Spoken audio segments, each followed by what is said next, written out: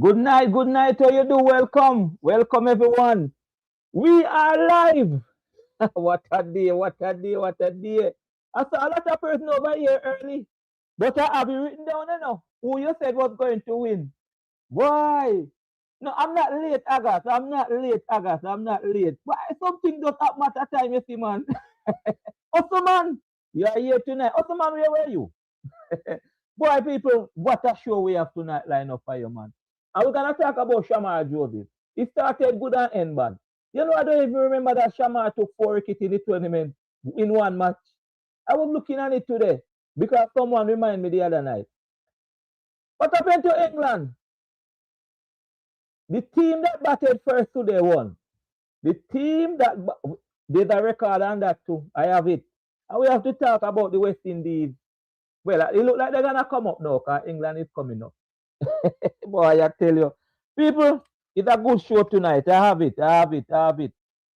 What a job catch. What a job catch that cost them. And guess who drop it? Ah. And did England lose the match through the power play? But I tell you, I got to have company. You have company, I got. We're gonna add people early tonight, Agas. Don't worry. Easy muscle man. Agas, Mario is here. Oh, Belfant. Boy, Belfant, you're here early. When I prep earlier, Belfant is here. I'll tell you how you do. Got Ian, Zulu warrior, not from Trinidad.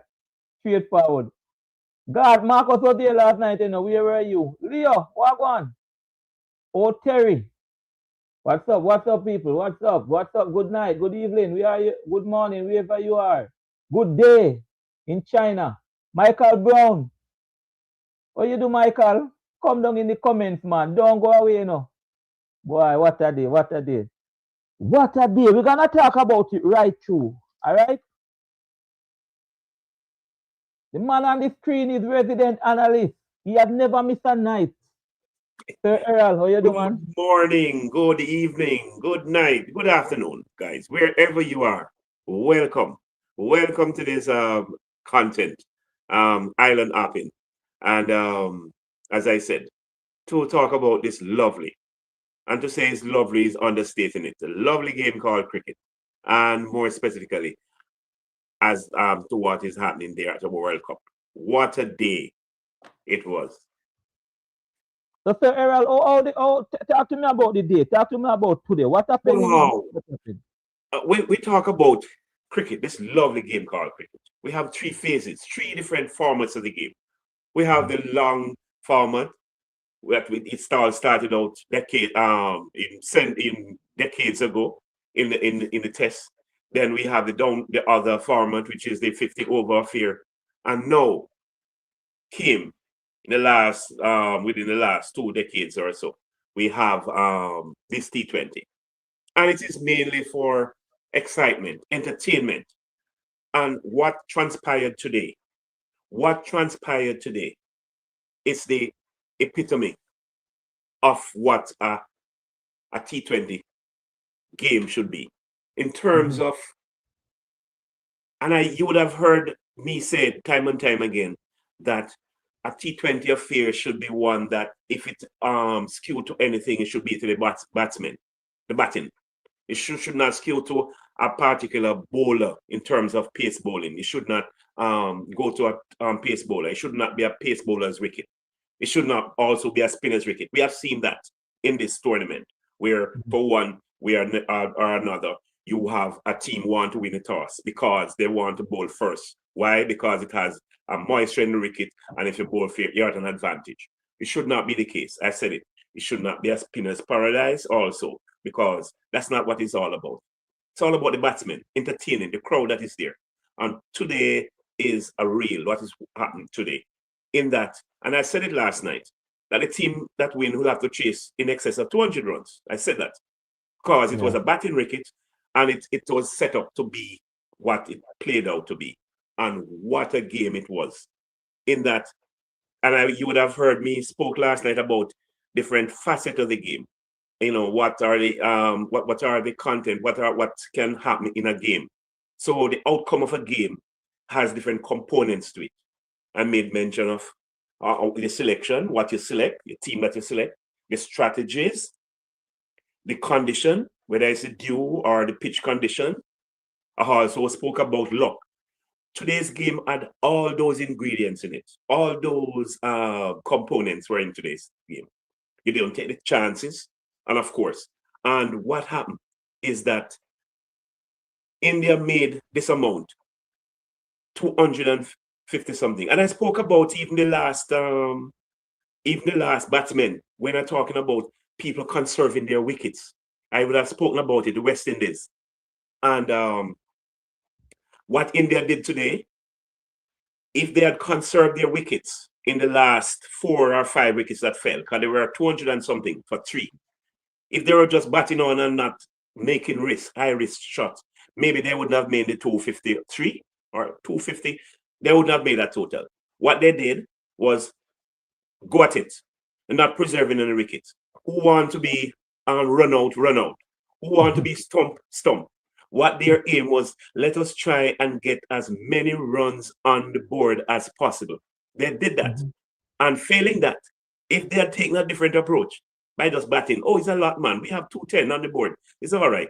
Let's forget about the wickets and so on. No, that's all right. No, you better maximize your the batting. And you realize that what happened is that if they had fallen short and hadn't done that approach and losing 7 or 8 wickets, doesn't matter. They wouldn't have made that score, which is the score that they were supposed to make. And England came and proved that albeit that you made 250, it was like this guy who came, one who made 105 not out or something like that. He gave it the best. They were back against the wall, but they proved that, yes, on a batting wicket, almost any score can be achieved. They fell short, but I'm proud of them, and I am happy. This game that played today is befitting of a final.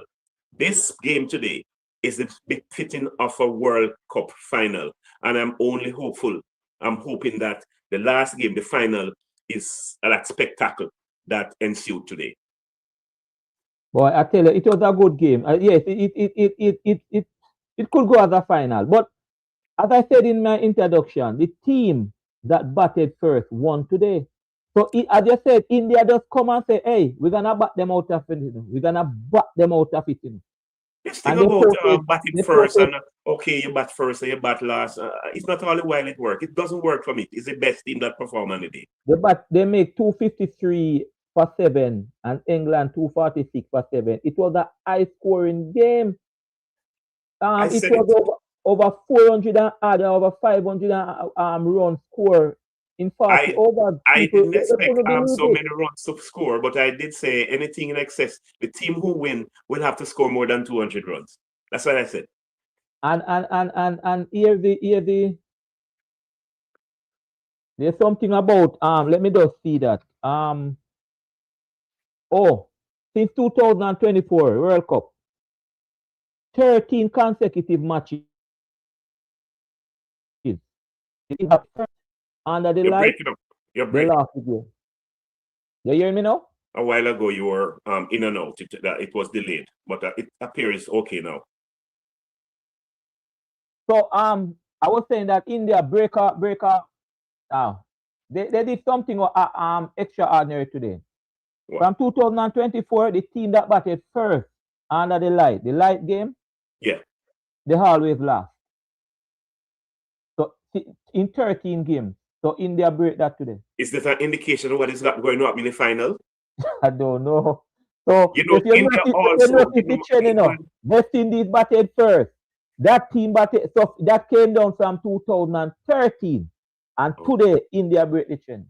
Well, I hope that that will be something for them to look forward for the World Cup. Because no host has ever won the World Cup, so maybe that is in line to something. For them. Host has ever won the World Cup, so that is another thing again. And you know that the West Indies made 259 against England. It wasn't a World Cup match. 59 in a T20. I say England chase it down with 1 over to spare. Yeah, man. India. I mean, be honest to you. England. England surprised me. Should I say that? Because based on how they came in based on how they started out, rugged and they improve, keep improving. What I said, they played their first Yeah, man. game, the worst game first, and their best game was played today. Yeah, but they play a game because trust me, when I saw Harry Brook walk and then I saw them 2 wickets in the power play and I saw them in trouble and then this youngster just come down and hold it down and make 105. What's his name? Bethel. I was like, yo, and they were going for it, but we're gonna talk later about this. It is the best game I've seen in a long time. This one. Yes, man. We're gonna talk about this brother named Bumrah. We have to talk about Bumrah. And I have something to share with you to also Sir Errol, because you're always asking about Shamar. Also, I have some stats to share about him. Okay, the opener from India. Really surprising. We're not waiting. We're gonna drop the link, people. Soon drop the link. Agas, I know you want to take revenge, so you want to come on. Who did you say last night, Agas? Agas said India. He said India. I was the one who said England. Oh, Agas said India. Yes, initially he said England because he didn't want India to win. But because and sometimes I like analysts like these. We're not on sentiment. We're not on using these sentiments. Only you and Gerardo said as the analyst, yes, as the analyst. The other members you and Gerardo said England. So the other members, all the other person who said England were the person in the chat. Yeah, so Treasure Max smell something. It smells Engand 2 now. Well, at least in winning some now. He was always losing in winning some now. So at least again. You're right. Back to back, right? Yeah. What's man? Good night, Sir Lenny. Good night, Sir Errol. Where have you been, man? Good night, you come back from the vacation.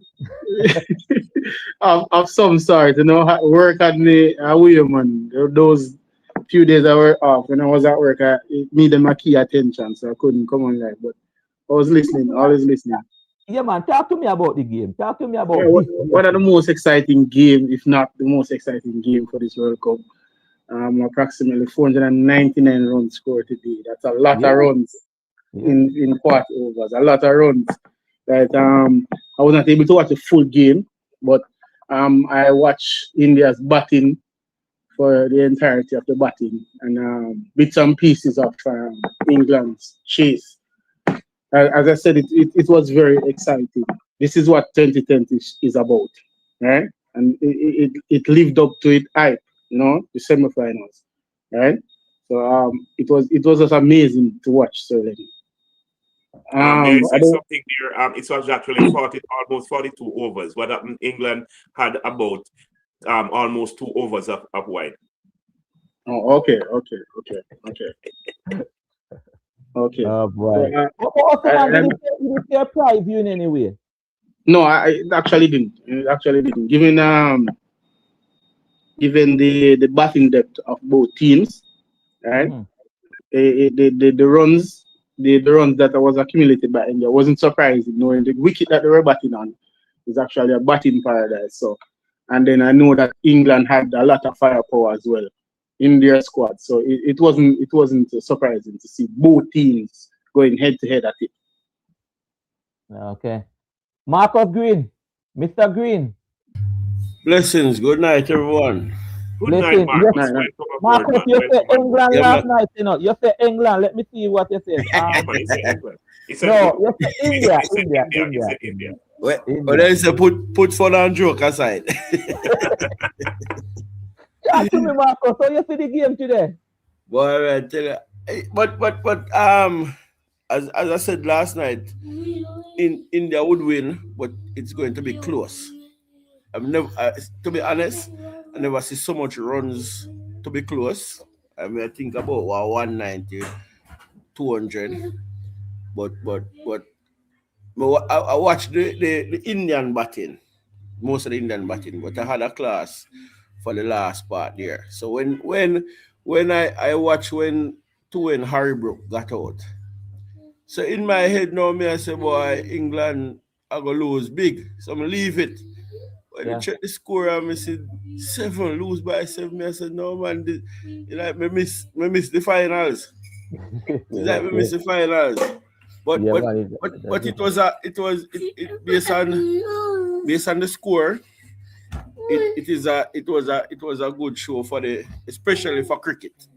Especially for cricket, persons, even though T20 are the thing now, persons still did as a cricket upon the dying. But with matches like these, they show you that the cricket is you have the faithful, and you still have upcoming fans still. But it was a good show for cricket. Persons, if you can imagine, you go to a T20 match and you get basically 500 runs. 500 runs, no? Yeah. so sit down for 4.5 hours or 5 hours and just watch ball a beat. You can't get nothing better than that in a cricket game. Can't get nothing better than that. And the Indian spectators, they were all over. I mean, yeah, man. The spectators. That is a good thing when as the organizers, the organizers them right now and lick their finger. Yes, man. That's what they want to, man. Yeah, you get the home team going all the way. Whether they win, yes or no, then go all the way. So you guarantee a full stadium. 60,000. Guarantee a full stadium with a watch party outside and all about the place. Yeah, you can't have to bet that. Yeah. So all right, welcome everyone. The link is there. The link is in the chat. Come on and say your piece. I just put the link. Osman. Yes, sir, Lenny. Did you saw when Harry Brook dropped the catch? Yes, I think that was one of the most defining points of the game. Harry Brook just straight forward. Yes, a dolly of a catch and popped right out of his hand. I don't know what happened to him, and because the shot wasn't hit even that hard by Sanjay Samson. It was it was a lobby. He lobbed the ball to long on. So when he dropped it, I was like, that's just crazy, right? And he was even laughing afterwards, guys. I think he was in shock. After he dropped the ball. Like he must say, yo, home he dropped it a while ago, because the expression on his face says it all. And I was like, no, man, that's just crazy. Oh, you dropped that. Sanjay Samson of most person who is actually the informed batter for India right now. Yeah. And if you look at the complexion of the game, right? The team was batting around Sanjay Samson. If they had gotten Samson at that point, I don't think India would have made 200 runs, right? I don't think they would have made so much runs. Probably 200 max. But I wouldn't see them making 250. You see how cricket stay? Wasn't he one who saved England in a one game there? The captain. Against West Indies. No, man. Wasn't he promote himself to number 3 and bat it out? Oh, Harry Brook, you're talking. Yeah. Harry Brook. Yeah, he put more. And look what happened now. Captain. And he was the one who made the runs. Yeah. Huh? I told you about my situation there in cricket. I'm playing cricket in my days. I took 5 wickets against in a championship game. Yeah. The day before. It was a 2-day match. And the second day, I told you about my unfortunate situation that, well, they saw that where the person who was the hero the first day, the second day, I was the vanquished. I am the person who was a laughing stock. That's how the game went. Aga. What's up, guys? How are you all? You get company, man. You get company. England is back. He's traveling to the UK. Yeah, that's true. But guys, I want to ask you a question before I go on, right? Yeah. Can you tell me what is it about Barbados? I think someone said better like the guy who make 105 is from Barbados. From from Barbados and Archer. Yes, Archer. Barbados on it. Yeah. Okay, Full Salt was born in England, but he moved to Barbados when he was 10. Yes. Yeah. Okay. And then Vettel is born. Yeah. Why are these Englishmen taking players like this, man, from West Indies? They did the same to South Africa, you know? Yeah. West Indies allowed them to take it because of the Yeah, but what a game, guys. I mean, I did predict India is going to win. And another key thing I did say was it was a batting paradise. And I told you guys, I know that catch, obviously the catch was the major difference. Let's be honest. I agree. You know, they might not have got 200 or maybe just 200 if it wasn't for Samson. But that man, Bumrah, man. If it wasn't for Samson, I don't think they would have made 200 runs. Yeah. Because when you look at Suri Kumar Yadav, he was struggling to time the ball. He was struggling, yeah. Yeah, even some of this sweep shot, even this he got out by trying to play the sweep shot, right? And the sweep, he swept, I think, the ball before, and he didn't time it properly. Even though it went for, I think, boundary, I think, he didn't time it properly. It went for a 6, right? It's just that it just went a little bit over the fielder head at mid wicket. So if it just was a chance for him at that point, that he just got lucky, right? And he outed the next ball. Right, so when you look at the other batsmen who were batting around Sanju Samson, he was the anchor, and if they had gotten him at that point, India would have been in big trouble. And remember, they also had gotten him early, so it would have put pressure on the rest of the batsmen. Yes. And also another key thing is Bumrah. I did say this. I said you guys yesterday. Bumrah is always the difference. You know, that guy. Yeah, so I don't know. Yeah, we got to talk about Bumrah extended later, because I have something here for Animal. And boy, I tell you, getting a lot of praise. You know, he's actually cementing himself. Yeah. O'Neal. Hey, what's going on, team? What go on, man? You run away last night. Last night, yeah. Nah, man, I had some family stuff I had to take care of. You were carrying England. This game, no, I mean, honestly, England hasn't played good cricket throughout the entire tournament. And it was going to be hard for them to play their best game when it mattered most. So I thought India always had the upper hand. So it was definitely a closer game than what I intended going in. But it was a good game. It was a good game for the sport of cricket. Yeah.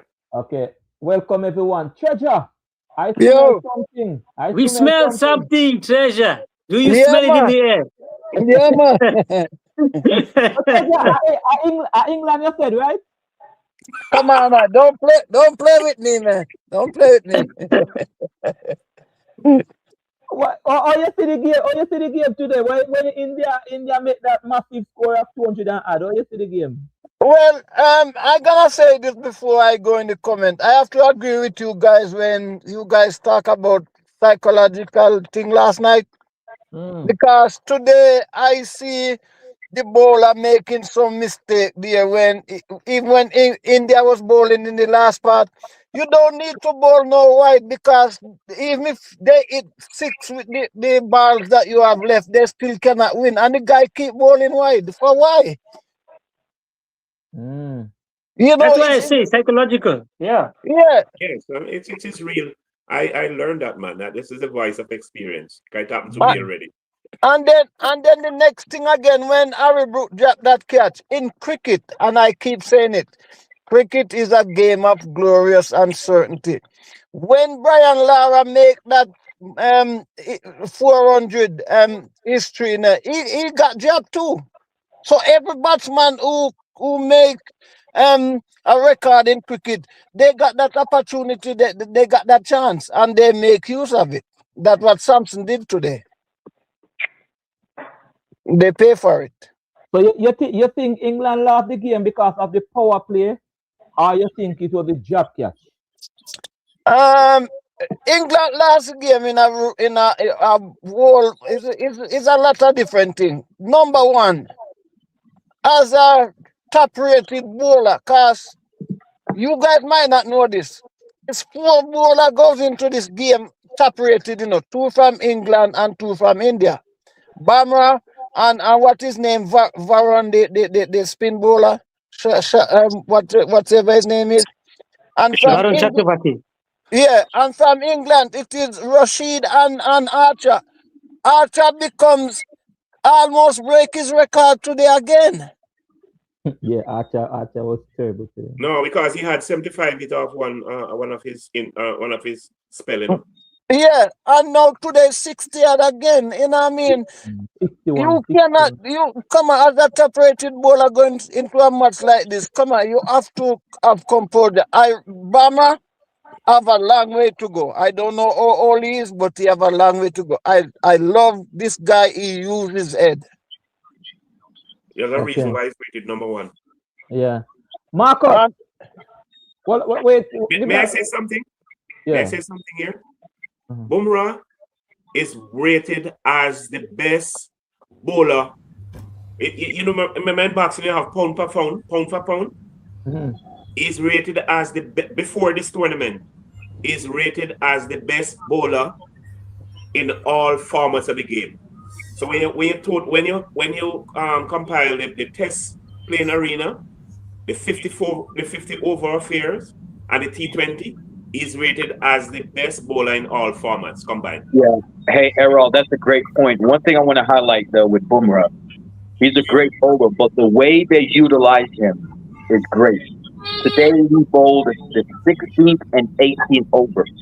A lot of captains would have held him back for the 17th and 19th, which is where India really won the game, right? They brought him back at the right time. Exactly. They brought him back at the right time, and they didn't wait for the game to prolong. So even though you have these good resources, the leadership and the tactics need to make sense as well. And the time they brought him back was crucial in regards to him putting that additional pressure on England to up that run rate. Yeah. I think the captain, well, I will reserve my Bumrah. That's we gotta look at it. Marcus. Yeah. Where did England lose the game? 67 for 3 or the drop catch by Harry Brook? Yeah, I think even though we are saying that the drop, if he did not drop Samson, they wouldn't make so much runs. It's if, and we know that India batting go right down. So we it's a possibility that they still would make a lot of runs. Not sure if they would make the 250 still, but I think England.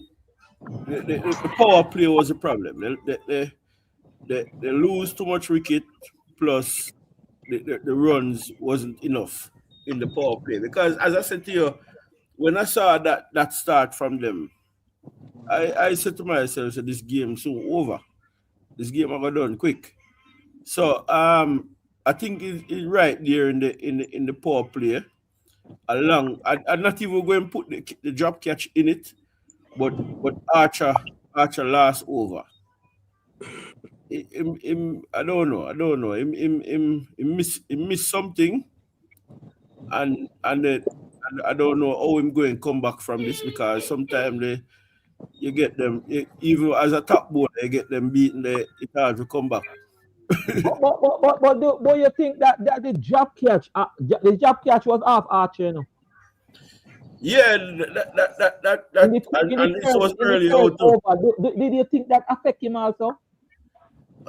It can too, but if you are a person, all right, let's say for instance you know your teammate and you know that him feed off of things like those, it will affect him. But if it's the next person does, all right, it's a part of the game and they move on. So we would have to know the personality of an Archer to know if it really affect him in such a way. I like when you talk, Marcus. I like when you're getting more material in that aspect. Yeah, I like that. yeah, but the drop catch was crucial as well, you know? But I in my head, I think that they would still make a lot of runs, because the bowling was special, and India have a lot of batting. All right, Agas. Yes, sir. Agas. Samson was dropped on 15 and he went on to make 74 more runs. Where did England lose the match? The power play or the drop catch? What you think? To be honest, right, if you look at the power play, Jofra Archer didn't give the ball a chance to swing. Mm-hmm. You know, even the commentators were saying that. Did you see when India bowled? Yeah, even Hardik was getting the ball to swing. Yeah.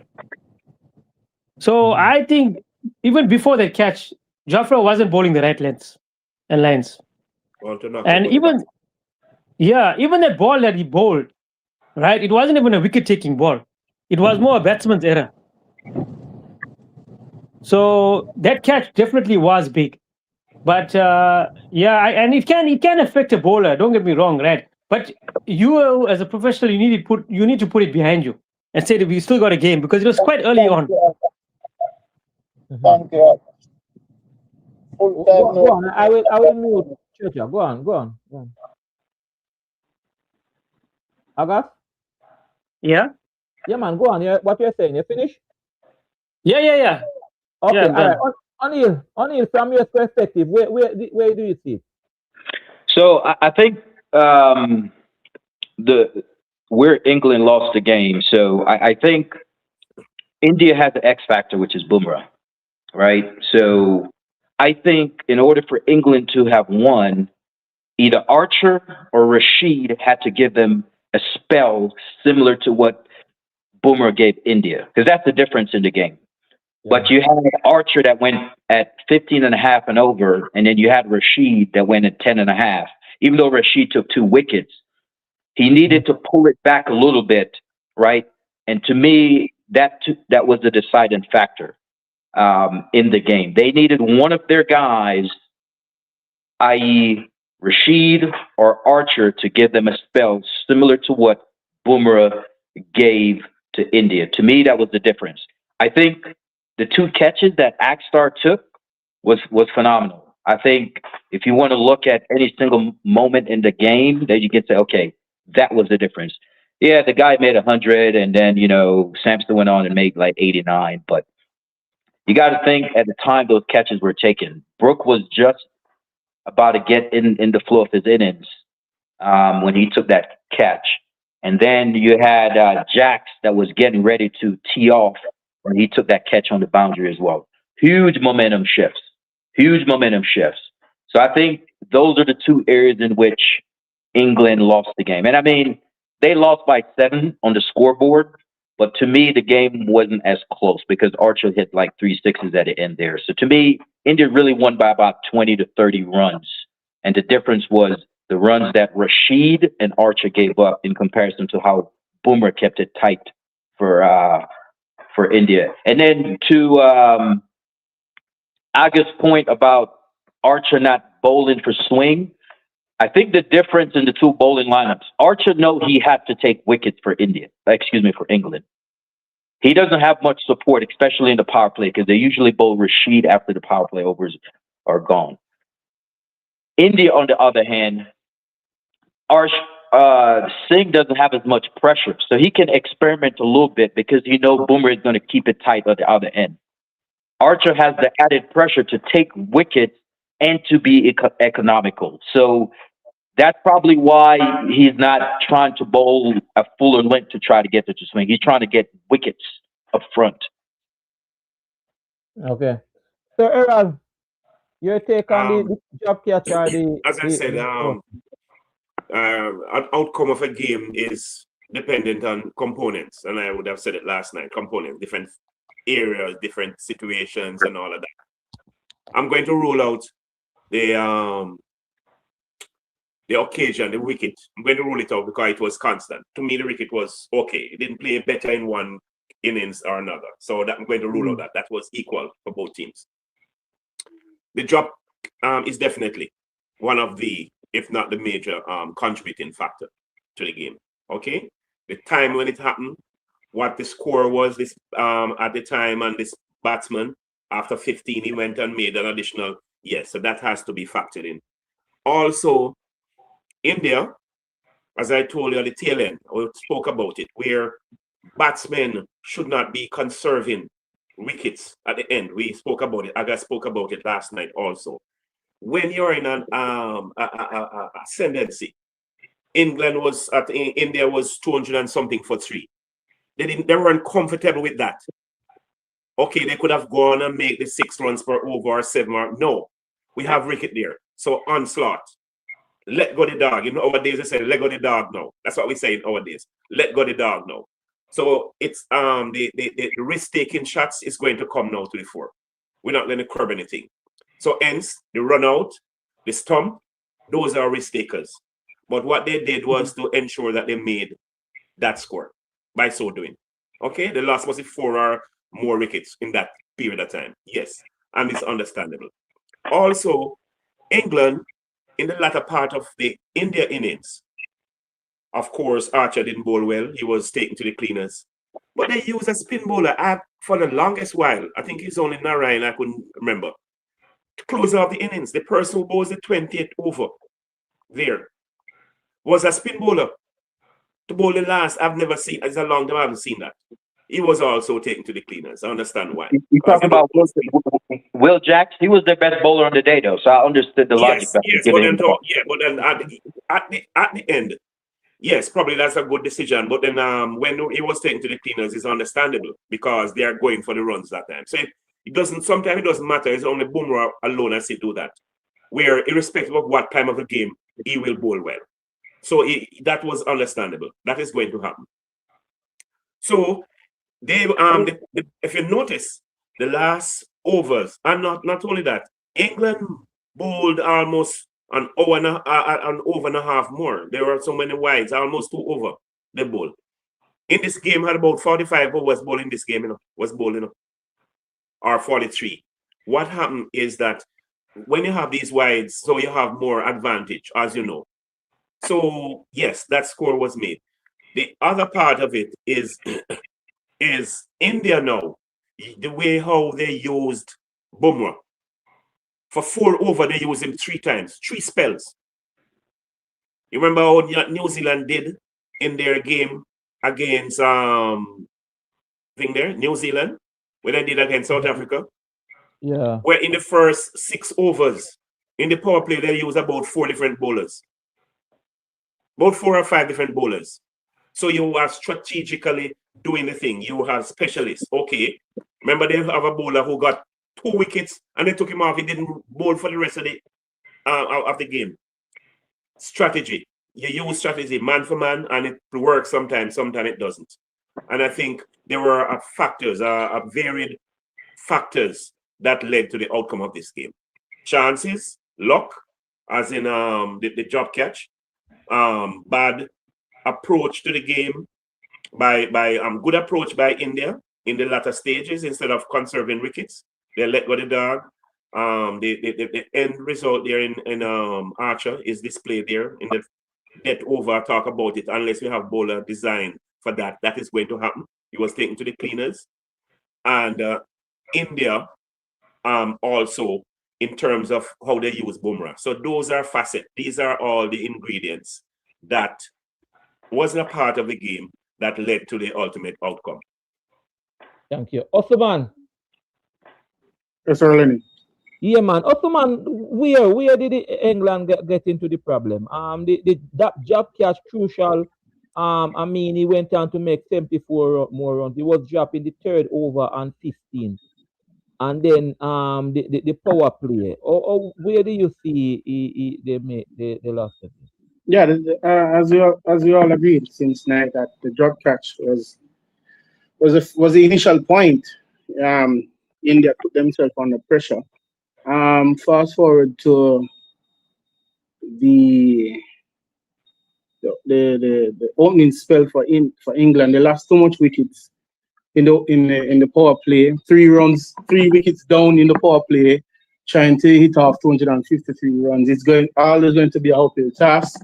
Obviously, Bethel came in, played a blind of an innings, and Will Jacks did some repair in the middle in the consolidation phase. But I think I'm leaning to the 16th and 18th over bowled by Bumrah. I think the 16th over went for 6 runs, and 18th over went for 8 runs. Those 2 overs by Jasprit Bumrah won India the game. I think I don't know if I'm the only person who is of this ideology. I think Bumrah gets too much. He's a talented bowler, yes, true. But I've seen talented bowlers get put to the cleaners. I just thought that they respected Jasprit too much today. right? Too much. Too much. I think they gave him too much respect. Yes, right? but you know though, the He same was psychology thing. he was bowling mostly Yorkers, right? And Sam Curran and Bethel had no response, right? I would have ram shot the first one for 6. I saw they did it to him against South Africa and he changed his line, he changed his length, right? I thought the bowlers were trying to hit back the ball back down, straight down the wicket, and it was not coming off. And they persistent with the same shot and allowed Bumrah 2 overs just to cramp the momentum of the innings, and just couldn't come back at that point, right? Because even the 80 after the over that Arshdeep Singh bowled after, I think it was the 17th over. That over went for 17 or 18 runs, right?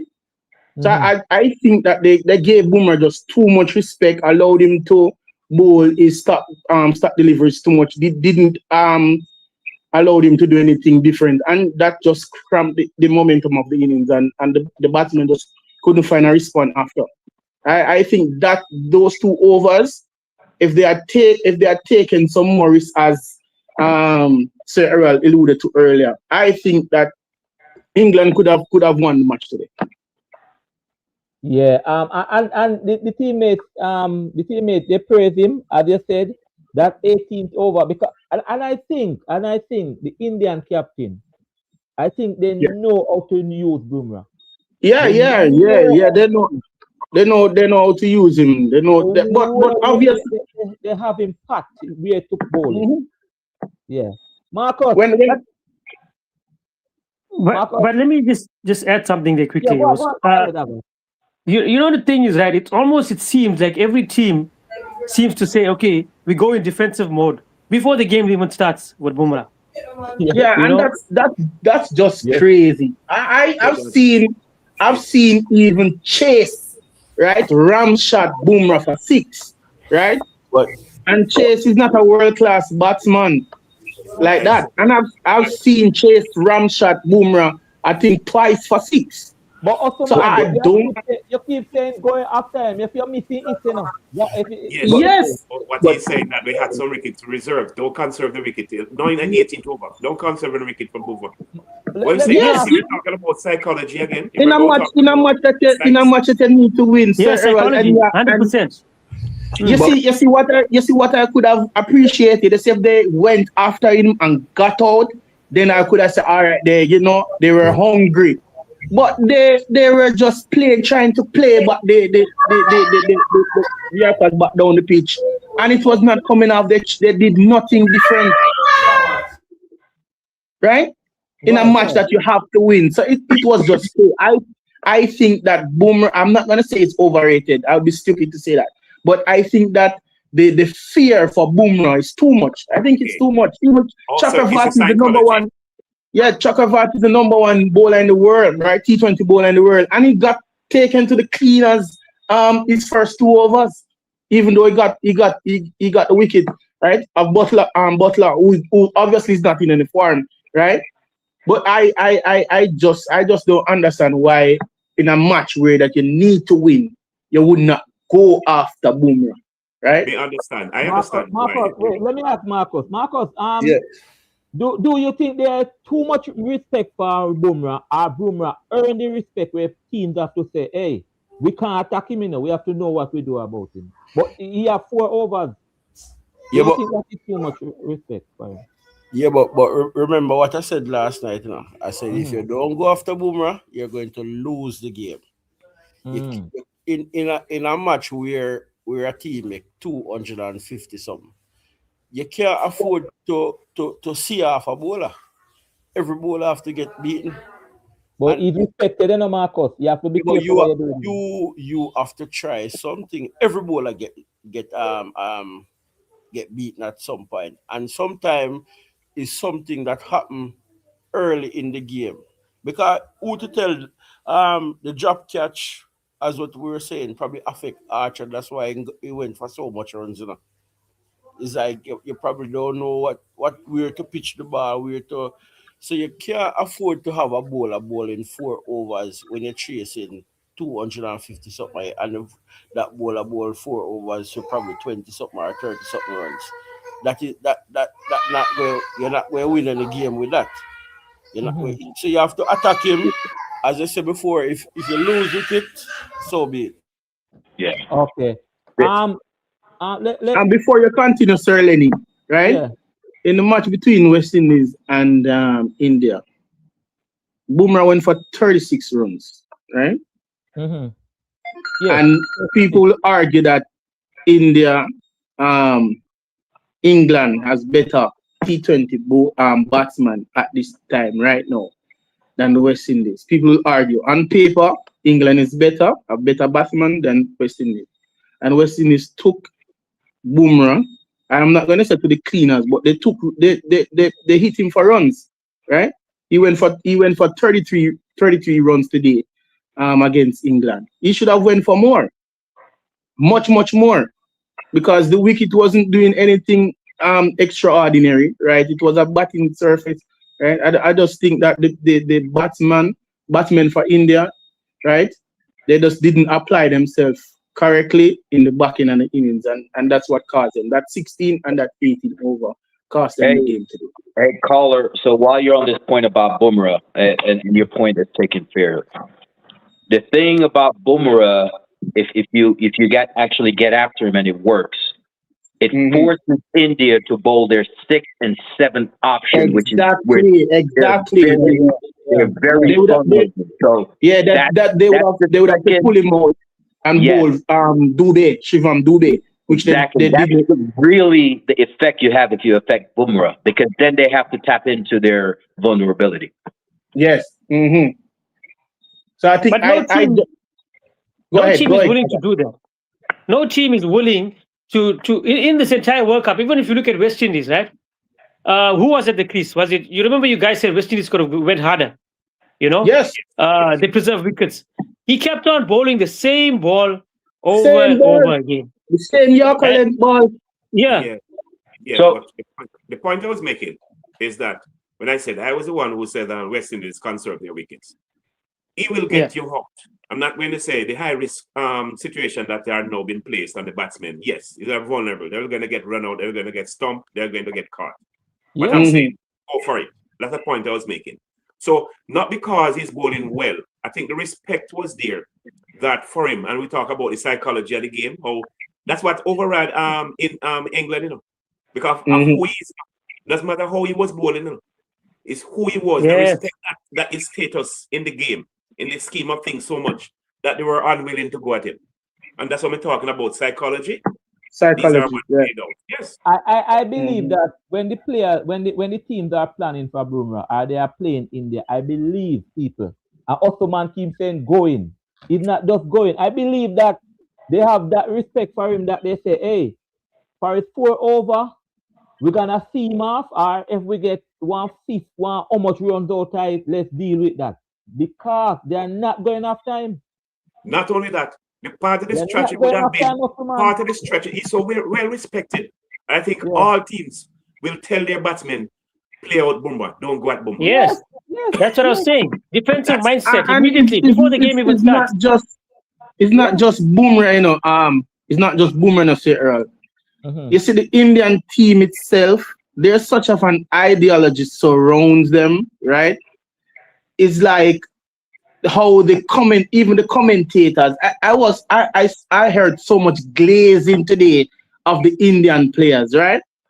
I saw when Sanju Samson, after the catch was put on for him, he was there. I think he played some balls down to mid-off or mid-on, right?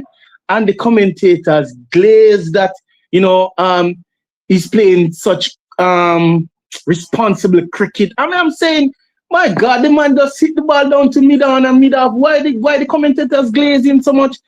I see England players doing the same thing, and I don't see the commentators saying anything about like the England are playing responsible cricket. He's playing beautiful cricket. By just defensively playing the ball down to mid-on, I just think the whole idea surrounding the Indian team is they're hyped up so much internationally. It's like when you're going to play them, it's like most teams are already defeated in their mind before they even go on the pitch to play, right? You said, boy, I'm going to play against the number one batsman in the world, you know.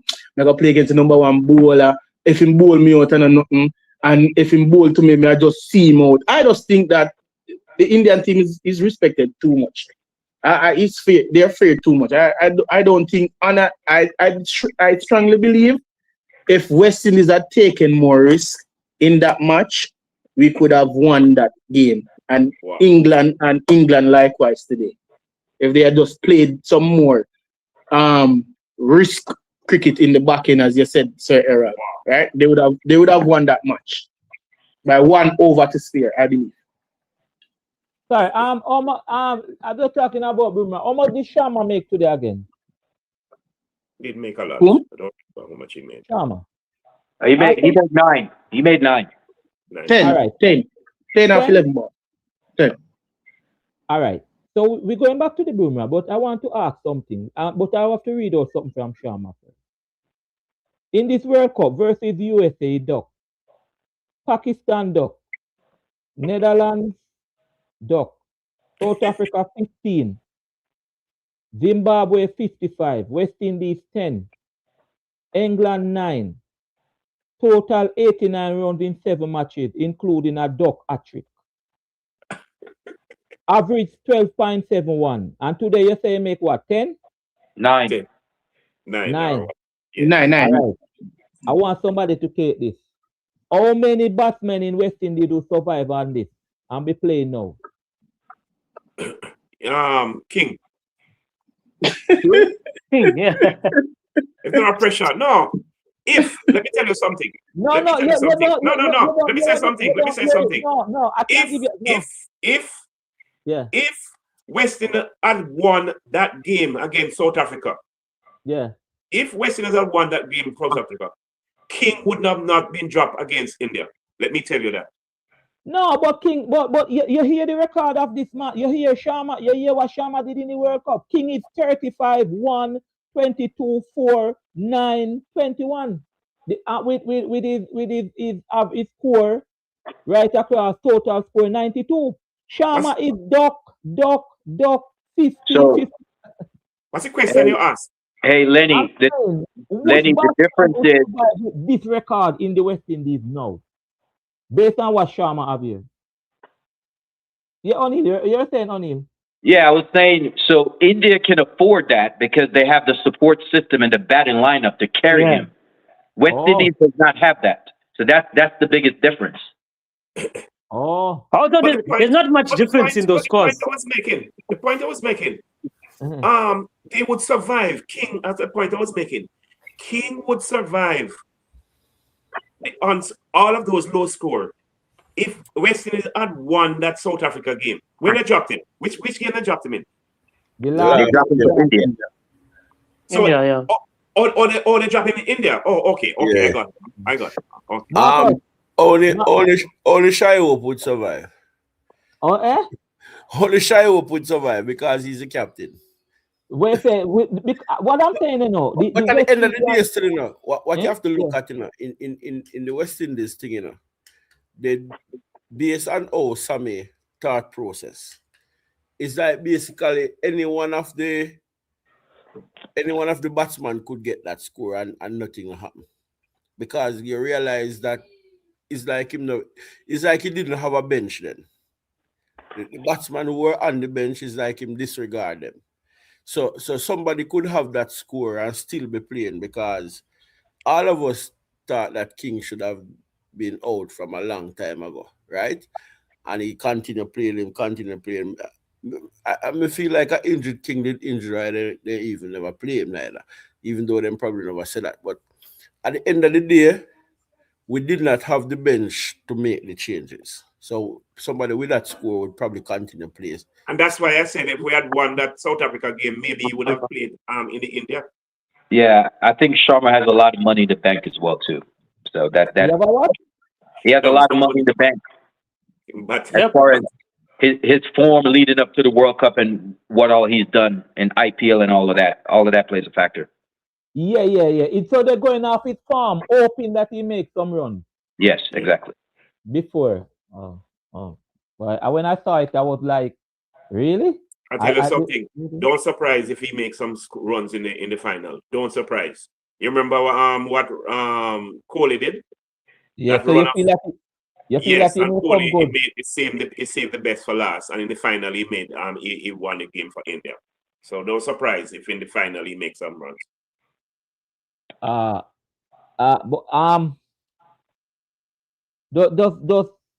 Just going back. Just going back to something, and Bumrah is coming into this again. Osman, Sir Errol Aga. Death bowlers are death bowlers. The people at the back end of the inning. What happened to Shamar, Joseph? I mean, Shamar took 4 in 1. What happened? He was supposed to be the one there. What happened? Shamar, Joseph was inconsistent. He's not practiced. He's not been. He loved the Yorker that we saw him start out with in the first match he played. Yes, maybe, but it's not. For person to bowl this over, it's like, as I said, T20 has become in some way a specialist. So you have people as specialists for that. Bowling is one of them. You have people who specialize, just like how we have our spin bowler, who is a specialist. You don't put him in the middle of the bowling innings. You don't put him in the middle. No, you make him bowl in the power play. So you have bowlers, you should at least. I don't think the West Indies has that. Where you have the train, when you go in the net, as I told you, you put a bottle stopper, you turn on a cap in the ground, and you tell the bowler to bowl 4 or 5 deliveries on that spot. That's the Yorker length. And the person consistently does it, constantly tap on it, and so on. When he goes into a game, he's going to mirror that. That muscle memory is there. Unless you have those training, those drill for like bowlers, that will not happen. Bumrah is one of those bowlers. You understand? We had the guy there, Dwayne Bravo was one of those bowlers. He had not only the Yorker length, but he had his deceptive slow ball. Those are things that you use in your armory for person who are going to. You don't take any bowler and bowl the last over, because that is when the batsmen them go at it. That is when it's we call it happy hour type of thing, where batsmen are going at it, especially if they have wicket intact. So the best bowler will get beaten over. So a bowler who bowl well and consider only 6 runs or 7 in the 17th, 18th, 19th or so over, I have to respect them, because that is when they are going to be they're going to be taken to the cleaners. Hey, Errol, I think to that point, Bumrah had variety. Shamar Joseph just runs in and tries to bowl Yorkers. Yeah, exactly. If you really assess Bumrah, his Yorkers are his defensive bowling option. His wicket-taking option is when he takes the pace off the ball. Like, that's the ball that's more of a threat to the wicket. So I think Shamar Joseph can learn from Bumrah, one, how he structured his over in regards to what ball he bowled at what time during the over, because the sequence of the deliveries matter. I think Shamar Joseph right now has pace, and he doesn't have accuracy as far as being able to consistently hit that block hole. Bumrah has the variety, he has pace, and he has the mental agility to know what ball to bowl at any given time. So if you look at all the dead bowlers going around right now in T20, Ngidi from South Africa, Ferguson from New Zealand, and Bumrah, probably the best 3 guys. And all of those guys have variety. They can put pace on the ball or off, and they have control, and they know how to structure their overs. So you can't give him Dwayne Bravo's number. Give my guy there Brian Bravo's number. See if he can get him under his wing. Tell him to take Dwayne Bravo's number and call him and help him with that, because that's what he needs now. Dwayne Bravo. Ngidi pointed out in the match before New Zealand, he said he's still in contact with Dwayne Bravo. Yes. That interview, yes, he said that. Yeah, he called him. He called him regularly. Yeah. And they were playing for the same club, August. He said same, yes. And he said yes. How do you see it, people? We're starting it tonight, How do you see it? It's India, New Zealand. How do you see it? Boy, I see another close encounter. I want something similar to today. I enjoyed today, and I want something similar to today. Yes, Agas, go ahead. Sorry. Before we go on, O'Neill wasn't here yesterday, right? And we had a conversation that I just want to brief, not too long. I just want to know what he thinks, because I think Cyril and I agreed that on South Africa's part, it was more psychological in what happened in that match. Yeah. So O'Neill, can you tell me on your thoughts what happened to South Africa, because they got a thumping, you know? On the eve of the game, I asked you what do you think South Africa's vulnerability was, and you did say it's their mental capacity in the big game. And that was the biggest fear, and I hate to say it, but that's what happened. Honestly, I don't know why you guys are playing so defensive. You guys changed up your whole strategy during the most important game. Like, you guys go hard, that's what you do, right? And you like, I was surprised at how conservative you guys were. And let's give credit where credit is due. We talk about New Zealand and how those guys are very tactically acute when it comes to the situational cricket, and I think the venue affected you as well, because I think where the final is being played is where you guys were based and play a lot of your games. Yes. They moved them. Yes, they moved them. So I think you guys not being exposed to a different environment, not necessarily the conditions of the pitch, but logistically moving around, since you've been based in the same location for a while, I think impacted your preparation as well. That could be a factor too. It's true. But, we also played in Delhi, and we won quite comfortably there. But for me, I'm leaning more on the side of the knockouts. Whenever it's a knockout, South Africa's always seem to play this way, Yeah, I was surprised. And even at the halfway stage, I'm like, okay, if you get a few early wickets, you'll be in the game. But New Zealand never gave you a shot, man. That guy played a great innings. Yeah. Okay, host, let's move on. Yeah. I was saying, guys, you saw New Zealand, you saw India. Marcus. Yes.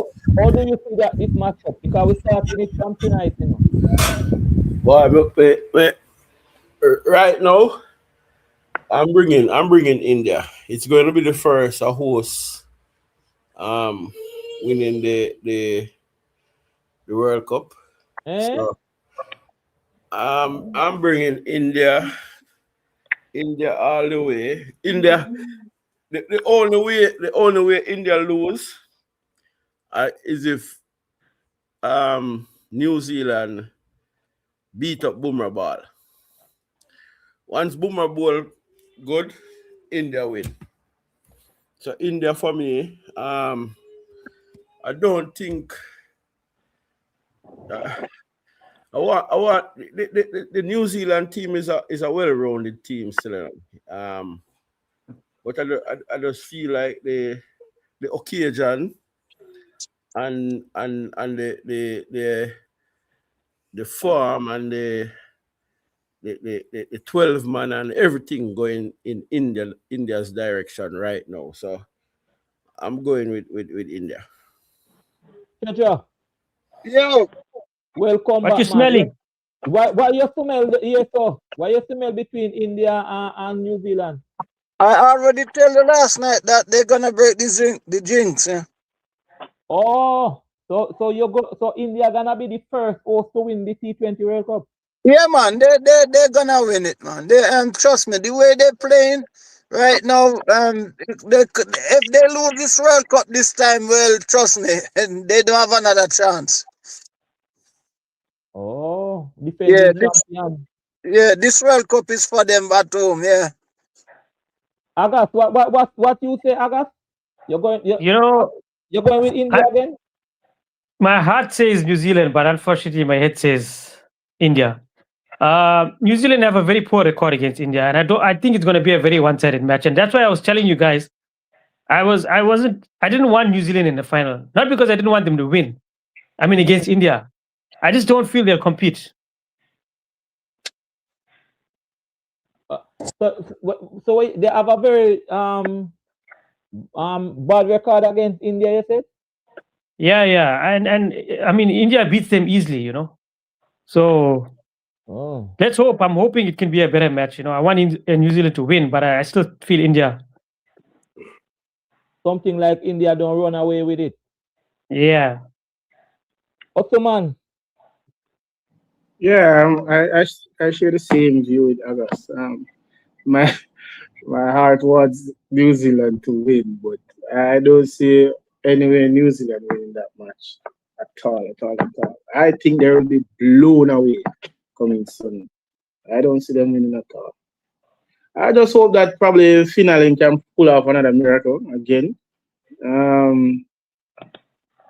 The middle order has not been so impressive for New Zealand. They've struggled, right? Even against England, they struggled a lot. So I don't see it. I don't see them winning. So, O'Neil. Thank you also. Oh, you see I want New Zealand to win this game. Reason being, is you got India, England, and Australia. Those guys are kind of the big three. So when I look at cricket, like holistically, I like the fact that South Africa won the World Test Championship. I think that's good. I would like New Zealand to win this because I think the ICC will be able to look at cricket as a whole and be like, all these nations have the money and they have the say-so, but all of these nations are kind of winning these tournaments. So I would like for New Zealand to win from that standpoint because I think that will benefit West Indies cricket if that happens. Oh, okay. Also, so apparently New Zealand has only won 2 ICC trophies. Apparently they won the World Test Championship back in 2021, I think. Mm-hmm. They beat India. And they won the ICC trophy back in 2000, and they also beat India. So they have that stat going for them. So I think I'm gonna go New Zealand on this one. We'll see what happens. They go New Zealand. Sir Errol, what say you? Boy, the display that India made today, and so on. I have to go. I was looking for them on South Africa to be the final, and so on. But India, I think they're going to overwhelm. I think they're a bit strong. They're going to be a bit strong. I would love for them to play on this wicket. The wicket that they play on today, I like these conditions. I don't like a condition where if you win the toss, they are at an advantage and so on. It's supposed to be a level playing field. A level playing field for me is whoever win the toss should have equal opportunity. And some of these grounds that they have, the wickets, who win the toss like win the game and so on. And I was hoping for them that that's why this game today was so exciting. You got everything out of it today, almost 500 runs. But I still think that India is going to prevail. I think it's going to be close, though. You think it's going to be close? Yeah, I think it's going to be close. Marcus, this youngster is one of the youngest in the team at the World Cup. Bettel, talk to me about his century. Did you start batting? No, to be honest, I didn't get to see it. The his batting as very mature, and he was the one who actually nearly carried England across the line. Well, I think this is a young batsman that is coming from the under 19 World Cup. I think probably last year. I think last year he played so much against West Indies, and I think the couple of times that I see him, he's one of those fearless batsmen. He's almost like a Harry Brook to me. So no matter what you are bowling, him back himself to get runs. So England have a good one for the future. He's a good all-round cricketer. I think when I was watching though, he needs to improve on his feeling. One of the commentators was saying that in a game he gave away about 15 runs, and today also he gave away some runs. So I think there is his weakness in terms of working on his feeling. Okay. Treasure, did you start innings today? Yeah, I saw the innings today, and I forget was to ask you guys, and I don't see. I only hear you guys talking about Harry Brooks got dropped. Didn't nobody, not Harry Brooks, Samson. Did nobody see that the guy dive in and drop Bethel too? Nobody saw that He was dropped? when he dive in to take the catch and he dropped. I guess Was nobody see that. That Bethel it got was it that dropped too. difficult sometime there Probably No, assessing no, no, these no, no, chances? no. I Hold on, can't. no. Hold on, no. I'm just saying something.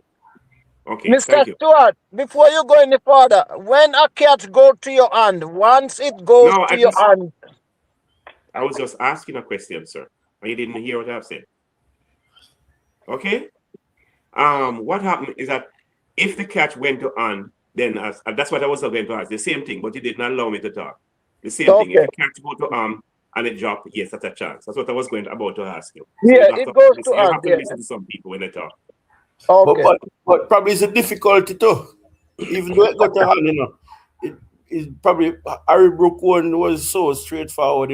He basically never have to move. That was straightforward, Churcher, because Harry Hold on. was straightforward to Harry Brook. Hold on. Who am I? Muscle man, you play the game cricket? Who that? Yeah. No, the guy, Muscle man, what is his name? Marcus. Marcus attack. Okay. Yes, I play. Okay, me as a cricketer, I don't know for anybody else. Me as a cricketer, the easiest catch to drop is the one that becomes that everybody says a sitter. It's the easiest catch to drop. Remember, I tell you that. Look here, that is so. No, sir. Look here, man. So I tell we come on this platform and we say things and all of those things. We have we have people who are, and when we come and make this situation and so on and talk, it's not only about getting likes and people laugh at what you say and so on. But we have to be careful what we say. Oh, you can't say that. Allow him, please. Allow him. We can't take it after. We can't take it after. Mr. Lenny. Yes, Mr. Lenny. No, hear me, Chacha. That is my opinion, Mr. Lenny. That is my opinion. And then we can disagree, guys. Just let him say. Simple. It's my opinion. Right. Because I have seen simpler catch than what Harry Brooks dropped today. I have seen simpler catch drop. Because in the South Africa match, them Clinton dropped a catch.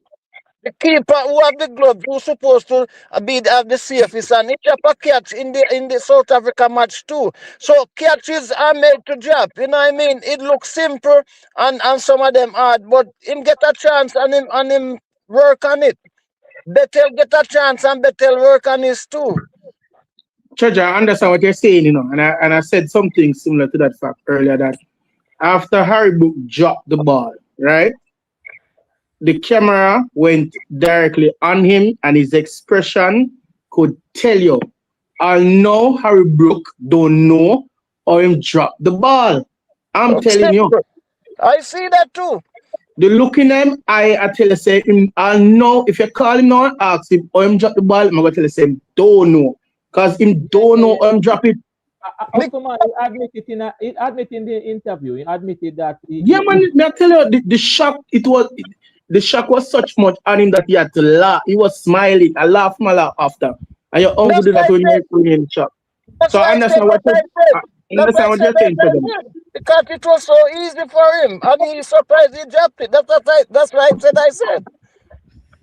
Yeah, all right, Cheja.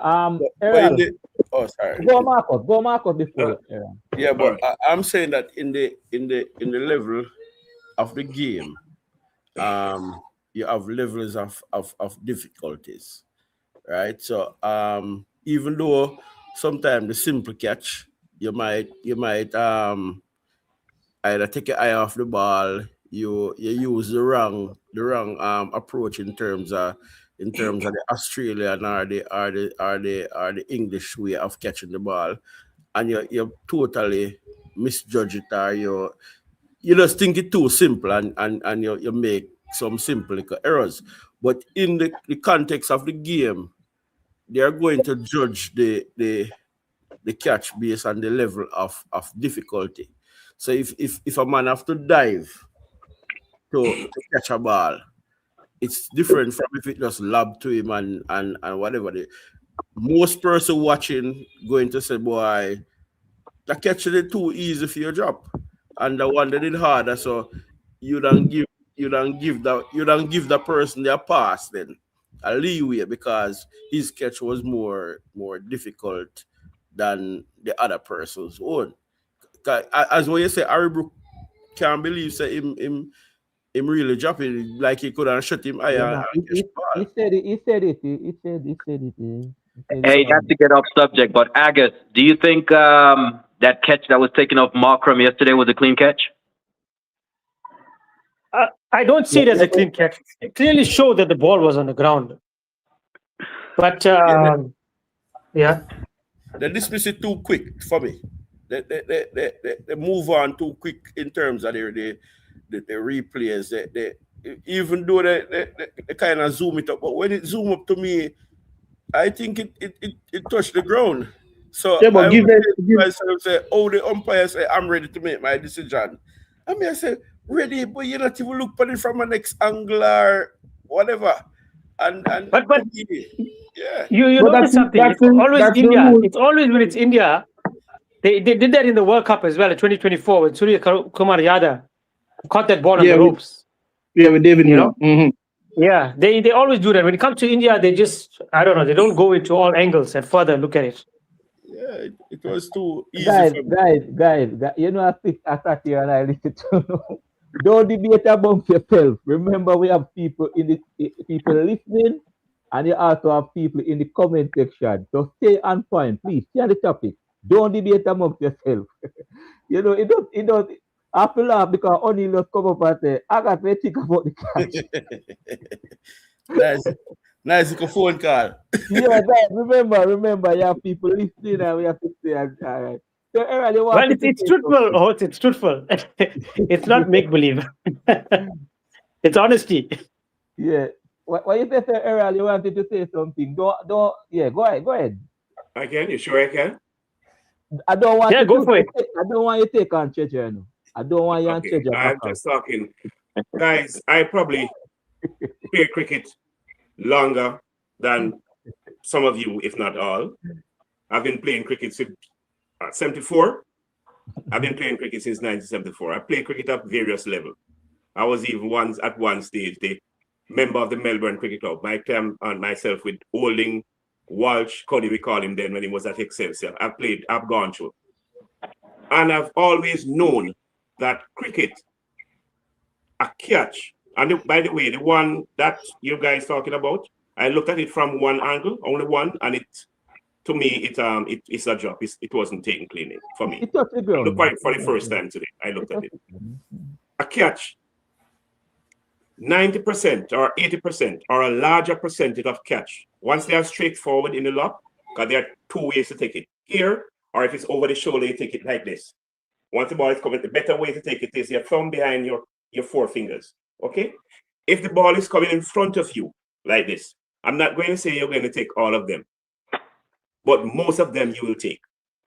The difficult one to either left or right, depending on the trajectory of the ball, it will the percentage of time that you will be successful in taking those catches or less. Most times you will take the ball that lobs in front of you. The occasional ones, but the percentage of those that are spilled will be less when the ball is in front, lob in front of you. That's the point I was making. Okay. All right. Fair enough. All right. Well, I hope that point reached somebody. That just make a clarity for somebody who play the game at various levels. All right. Ladies under pressure. Yeah. I'm trying to control it. I'm glad you pick it up, but let me ask you know. It's all good. Yeah. South Africa cricket. Because we have to ask you this, you know. Most of your players are 30 and so on. South Africa have to rebuild? Yeah, I would say like a mix of, you look at it, it's just Muller, Rabada, who else? Quinton de Kock.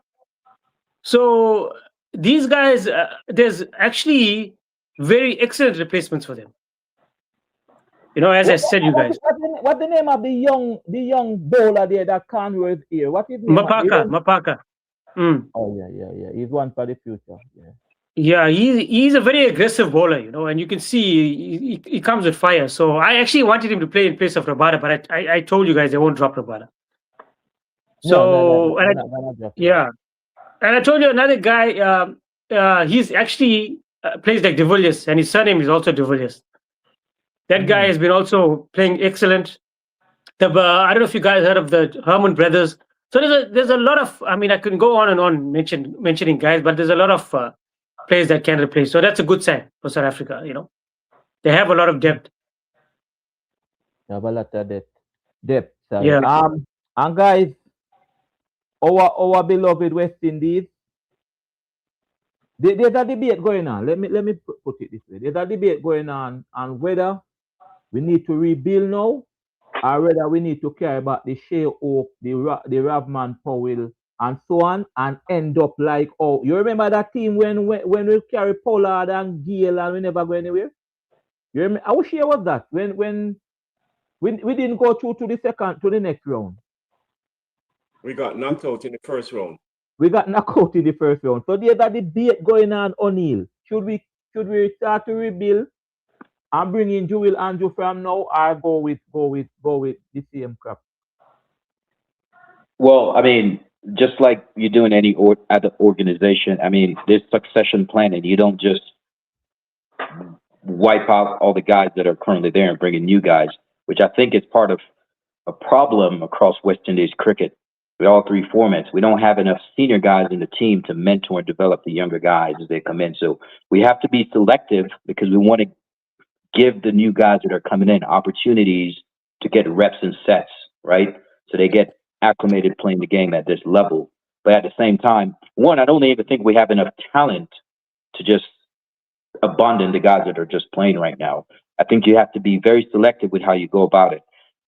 I think with the crop of guys we have now, we talked about this a few nights ago. I think we have a nucleus of about 6 or 7 guys that we can keep at the core, and then we can kind of bring in the other guys. Because I think Shea Hope has another T20 World Cup left in him. I wouldn't get rid of him. I think Jason Holder, has a lot of value to add. So I wouldn't get rid of him. So I think it's all about succession planning. You can't just bring in a bunch of new guys without the senior guys there to kind of mentor them as they transition. But you want to bring the guys in so they get enough playing time to get acclimated to the game. Osman, should we carry some and leave some, Osman, or what do you think? I would agree with Sir O'Neill. I think most of the guys can play at least another. And most of our core players are early 30s, late 29, right? I think they have probably another 3 or 4 years in them, given the form. So I think that the next T20 World Cup is when 2028. Yeah, 2 years time, right? Yeah, so I think we're set. Probably what we need to look at is Sir Earl said it earlier in the show, is some specialist bowlers in that. I think we're lacking in the death bowlers. I think we need to look at our options with a death bowler. I don't know if Azar Joseph will be coming back in the squad anytime soon. And also we need someone to cement at the top to open with Cheo. Right. I don't know. Brandon King is too unpredictable for me. Right. I think we need to look at that. But I think, as Anil alluded to earlier, we have set guys who we still can use coming the next World Cup. So I don't think we need to worry so much about that. I think it's just the guys keeping fit, keeping injury free. Right. I think that should mostly be the focus going forward. Marcus, you agree with him? Yeah, as I said last night, if I was a coach, the persons who are on the other side of age, I would basically usher them out, basically take the time and give them a last match or a last series and get in the younger players and start to, because I don't know, but this youth Joel Andrews, I have a lot of time for him.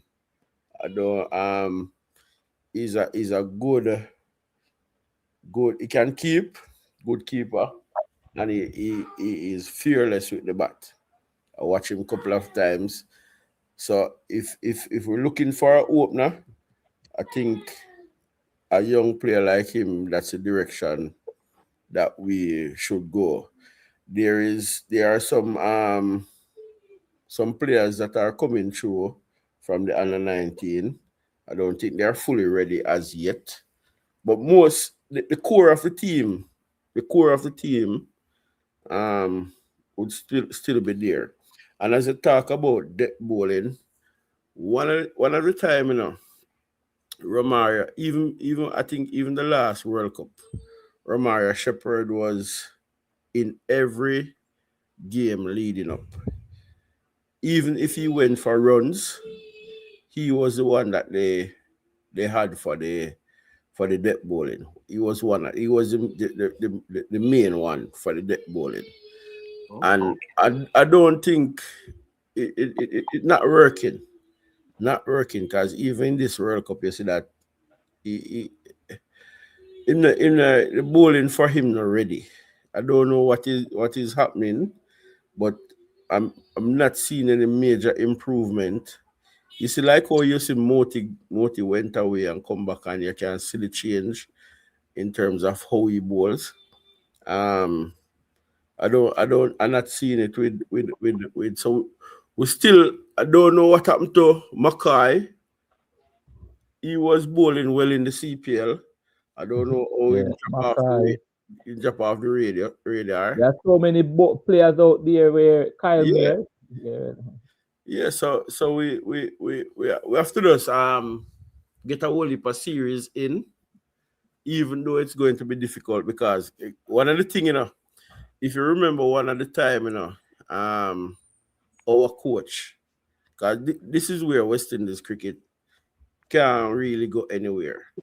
The coach had to leave a series to come to a training camp and leave your second down there to if we had a different test match coach, we would have because the time when this coach now would be focusing on the test team, and Sammy could be able to focus on the white ball team, but he now have to wait until the test series finish to start looking some T20 players. So it's like, I don't know. So you see the persons who are relevant in his mind, the persons who stand out in his mind, are the persons who play all formats. So you realize that you have a chase, you have a hope.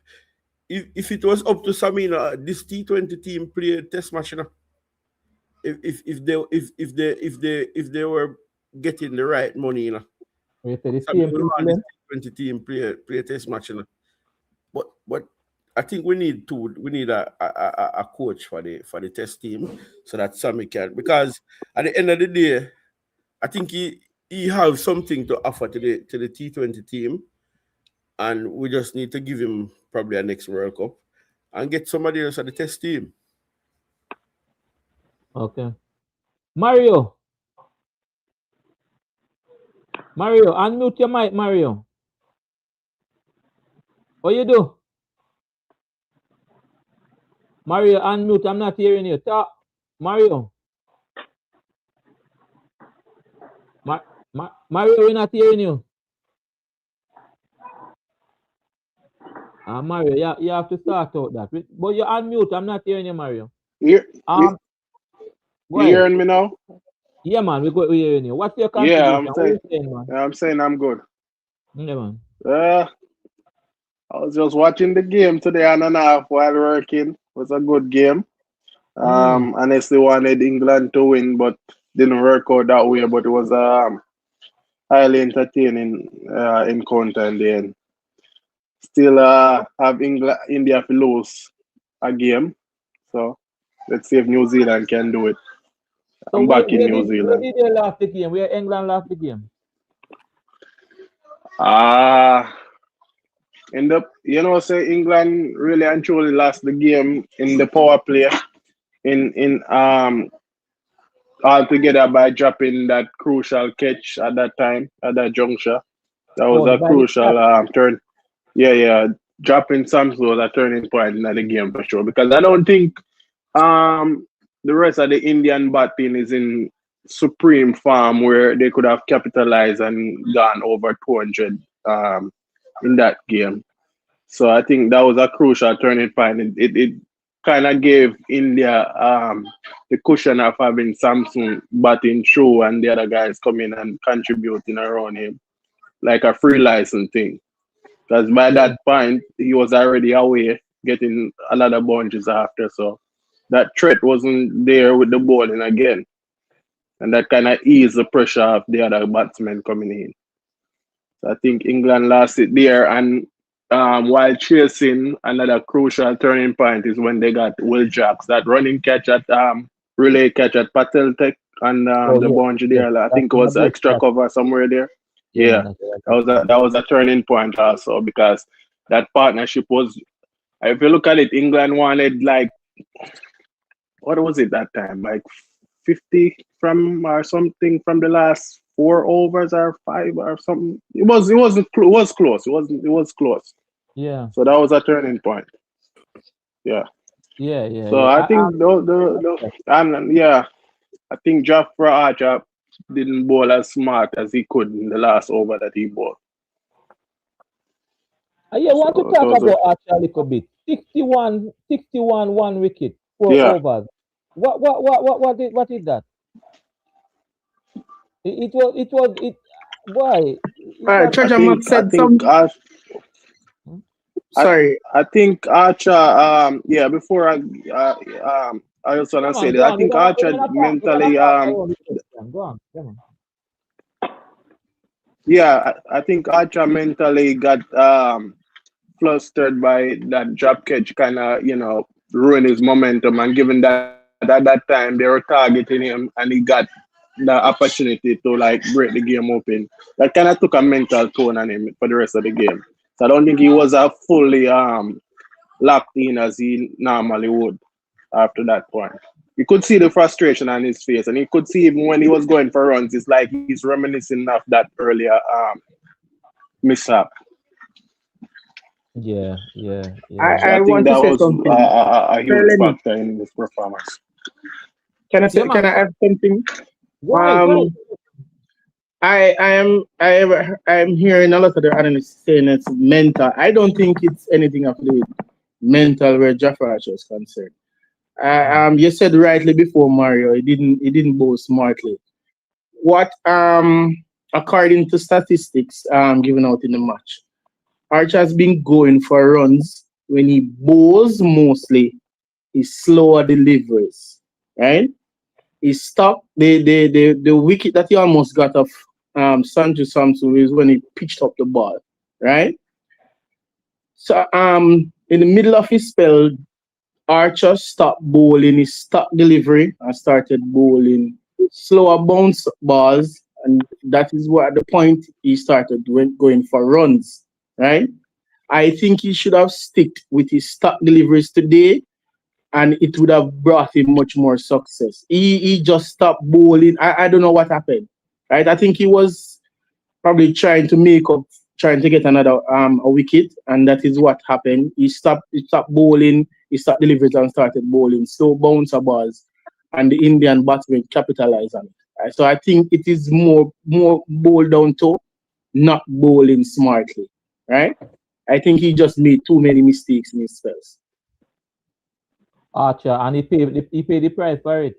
He paid the price for it. I heard Treasure Mark said something probably a week or two back in reflection with Johnson Charles, and I think it's coming around to Jeffrey Archer. Leave the cricket before the cricket leaves you, and I think that's what is happening to Jeffrey Archer right now. I think the cricket is slowly leaving him. Treasure. Yes, sir. Do you think that Archer is overrated? Before I answer this question, I'm gonna address you. On this panel, everybody is here to say their piece, and I will never hold a gun against somebody if they disagree with my comment. So I just leave it right there. Everybody have the right to disagree and agree with opinion, whether they feel it's right or wrong. Also, Yes, I, yes. that's me. I don't take it further than that. We are here to enjoy ourselves. Anyway, repeat the question. I'm saying, do you think Archer is overrated? I wouldn't use the word overrated. Mm-hmm. I would say they have somebody um in a place where they are not even supposed to. It's like you put a body in a coffin and the person didn't die. You know what I mean? So just as I said before, if cricket leave people, they should stay home and drink rum just like me. And that's what happened, Jeffrey Archer, come on, as a top-rated bowler like today, big game, you couldn't come to the fold, even do better. If they make 40 runs off his spell today, I would feel better. Yeah, You know what I mean? that is why I'm asking, because he have this big name, this big thing, easy, and then he's not performing. I mean, it even if he get a 2 wicket, the score is high. So I'm asking if he's overrated. Yeah, of course. I think he got. I think after coming, I think he got injured. I think I don't remember who can catch me up. But probably a few years back, right? He got injured to operation. Yeah, and I think before he got the operation, Archer was in sublime form. But I think after he did the operation, coming back after, he just doesn't look the same to me. He looks lopsided, right? And I think that injury did something to him mentally, and ever since that he's just playing the cricket differently than how he normally would play it, right? I think he's doing too much. He's changing up too much, right? And I think it's not working out for him. I think he should. Go ahead, yes. Marcus. No, what I'm saying is with Archer, Mm-hmm. is it just like how you have Joshua Butler feeling, and they playing him still and hoping that he comes good. It's the same thing with Archer. Archer has proven himself over the years, and they are hoping that he will come good again. As was said before, since the surgery, he has not been the same. He looked a glimpse. If you watch the Ashes series, he played about 2 or 3 matches, and I don't remember, but he looked a little glimpse of himself because the pitches were fast down in Australia, and he was bowling well, but he still couldn't finish the series because he's not strong enough like before. So they're trying to push him, but and I don't think Archer type of bowling wouldn't be like a Shamar, Joseph. They're not fit to bowl in the back end of the game. Their type of bowling is they have to do. I don't think. All right, there are some bowlers who I don't think they try to. Even if they try, based on their action, it's not going to allow them to have the variety like a next player.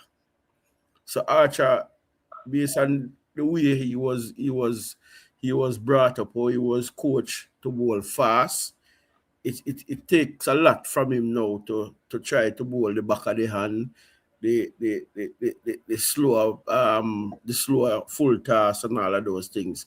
You're going to take a whole heap from him. So him just one of them bowler the way you have to just use him up front, and when you use him up front, you finish with him. And then that's the thing, certainly with T20. He cannot be one-dimensional, so he has to be doing different stuff, right?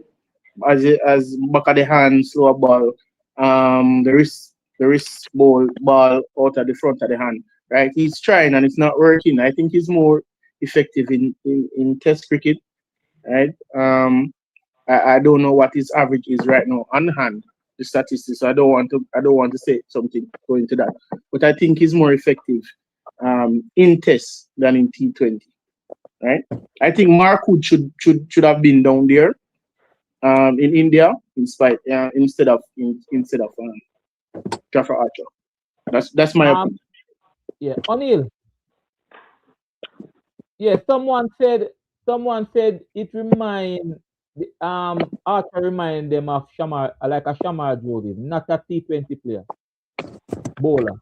Well, I think the Archer situation is a lot more complex than what we're seeing in this World Cup. I think when you look at Archer, when he performed his best, he had a legitimate support and cast around him.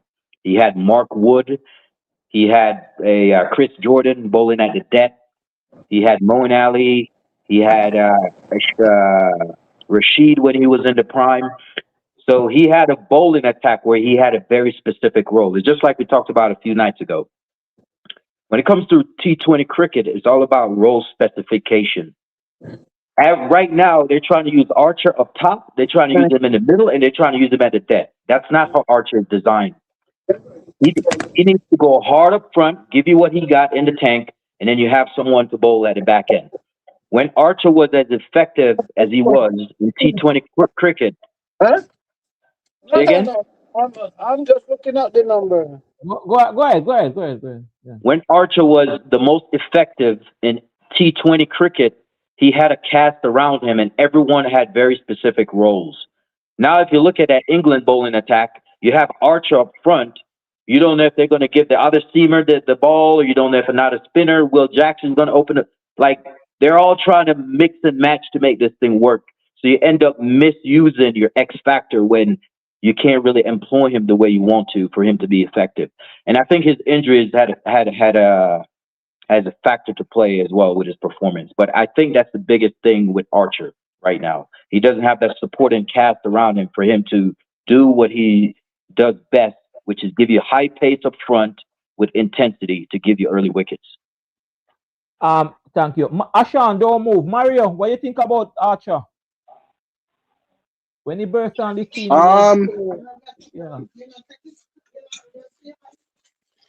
You hear me now? Yeah, man, with loud and clear. Go ahead.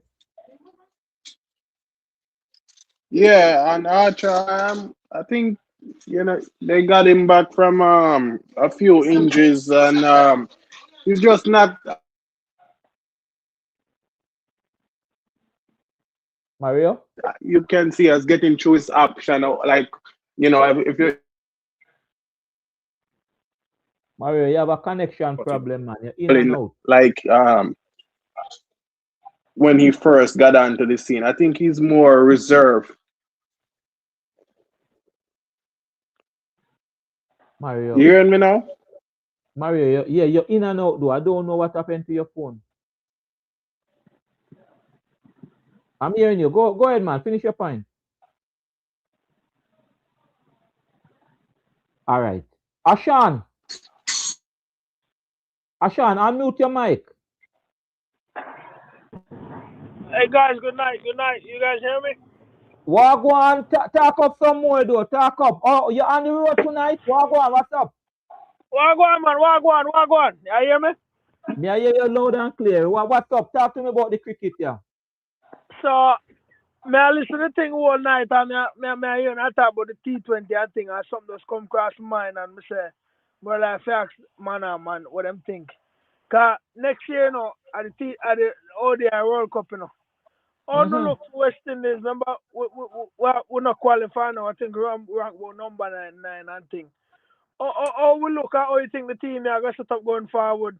We still are going to use Hope as the captain who knows I'm the best ODI player we are. But you think we look for use him as the captain going forward for try to take away the World Cup next year?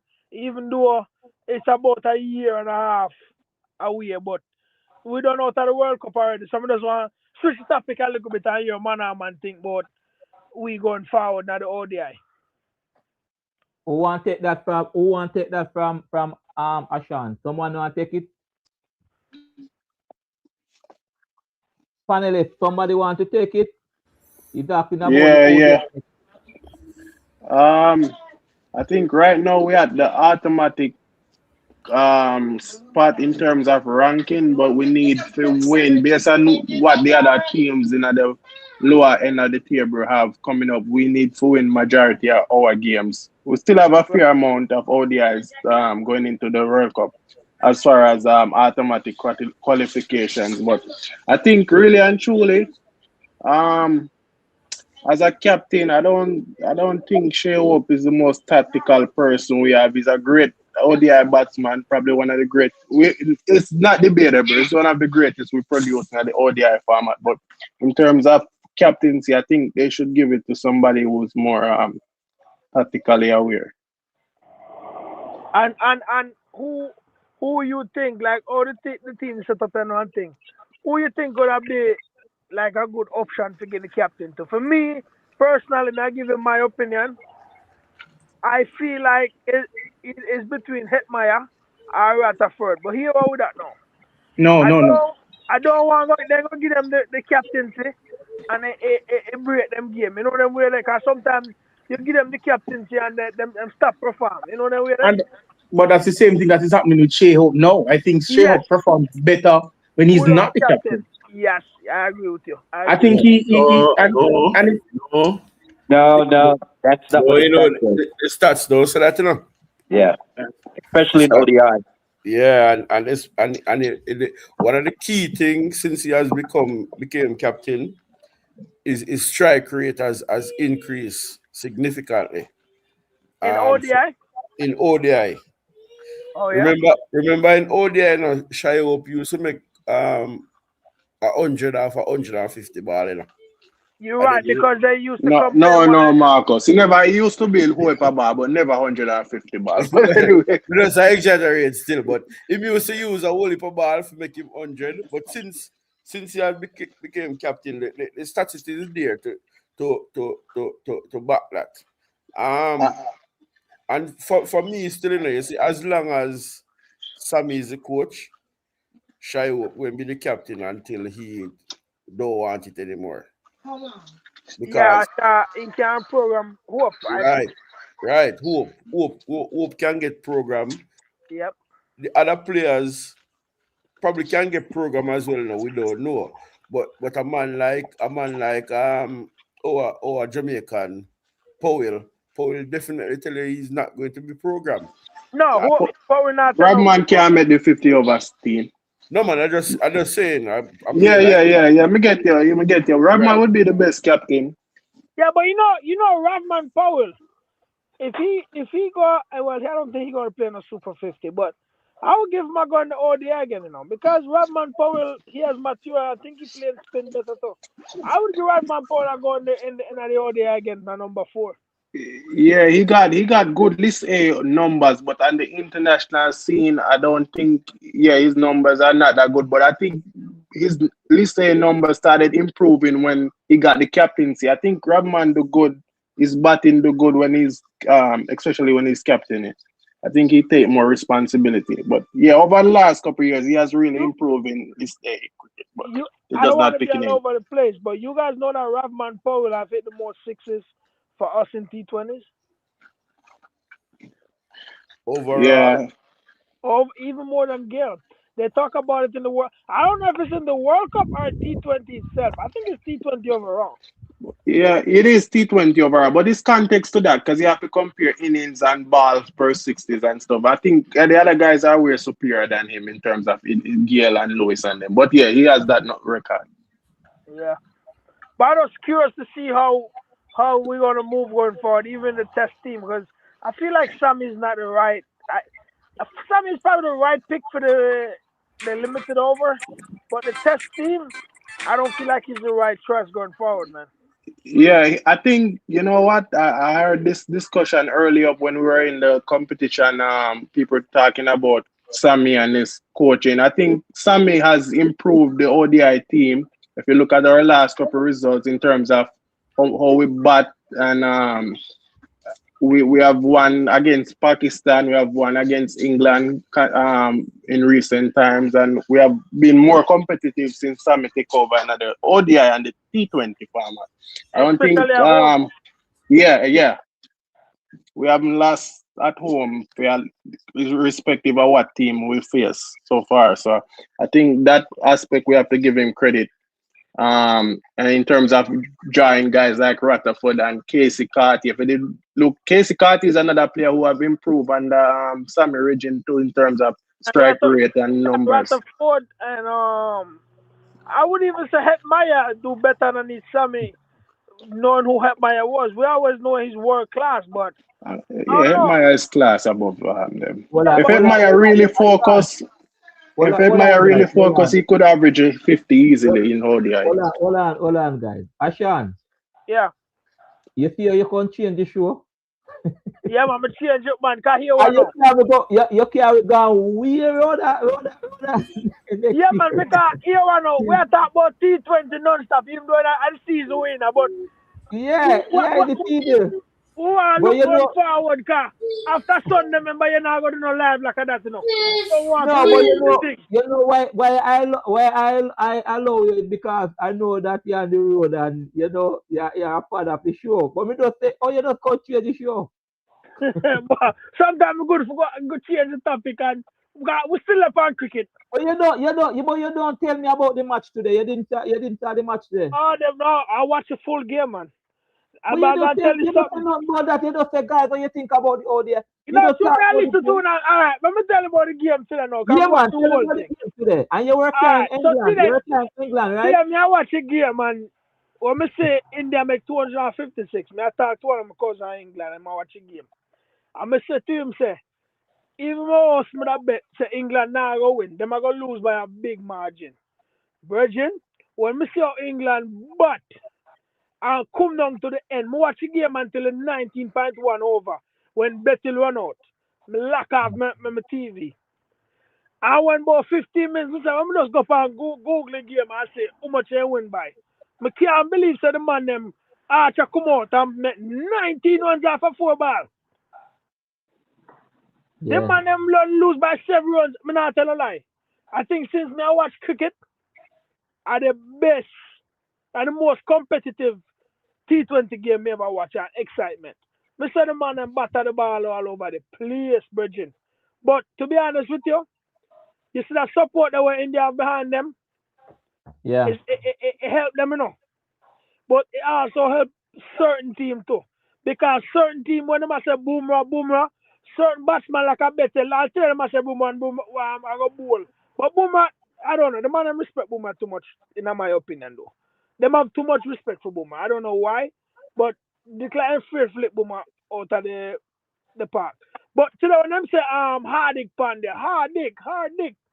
Mr. Betel send him for about 2-6 straight, man. It look like Betel so now say Hardik, I go send him for 6. It's like he just put that energy in the line. But me I tell you now, I mark my word from this and I come on Sunday night.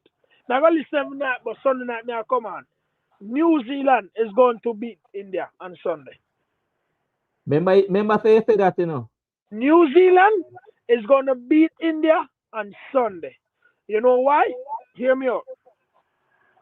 New Zealand is hungry for this for a past couple of World Cup now, T20 World Cup. And them always competitive up in the semi-final or the Super 8. And I think the final took up years back. But them haven't won this for a little while now. And I tell you, India, Australia, England have too much power up on the game. And like everybody just have their mind on India and the big three. I'm glad the South Africa can win the Test Championship. I want New Zealand to beat them.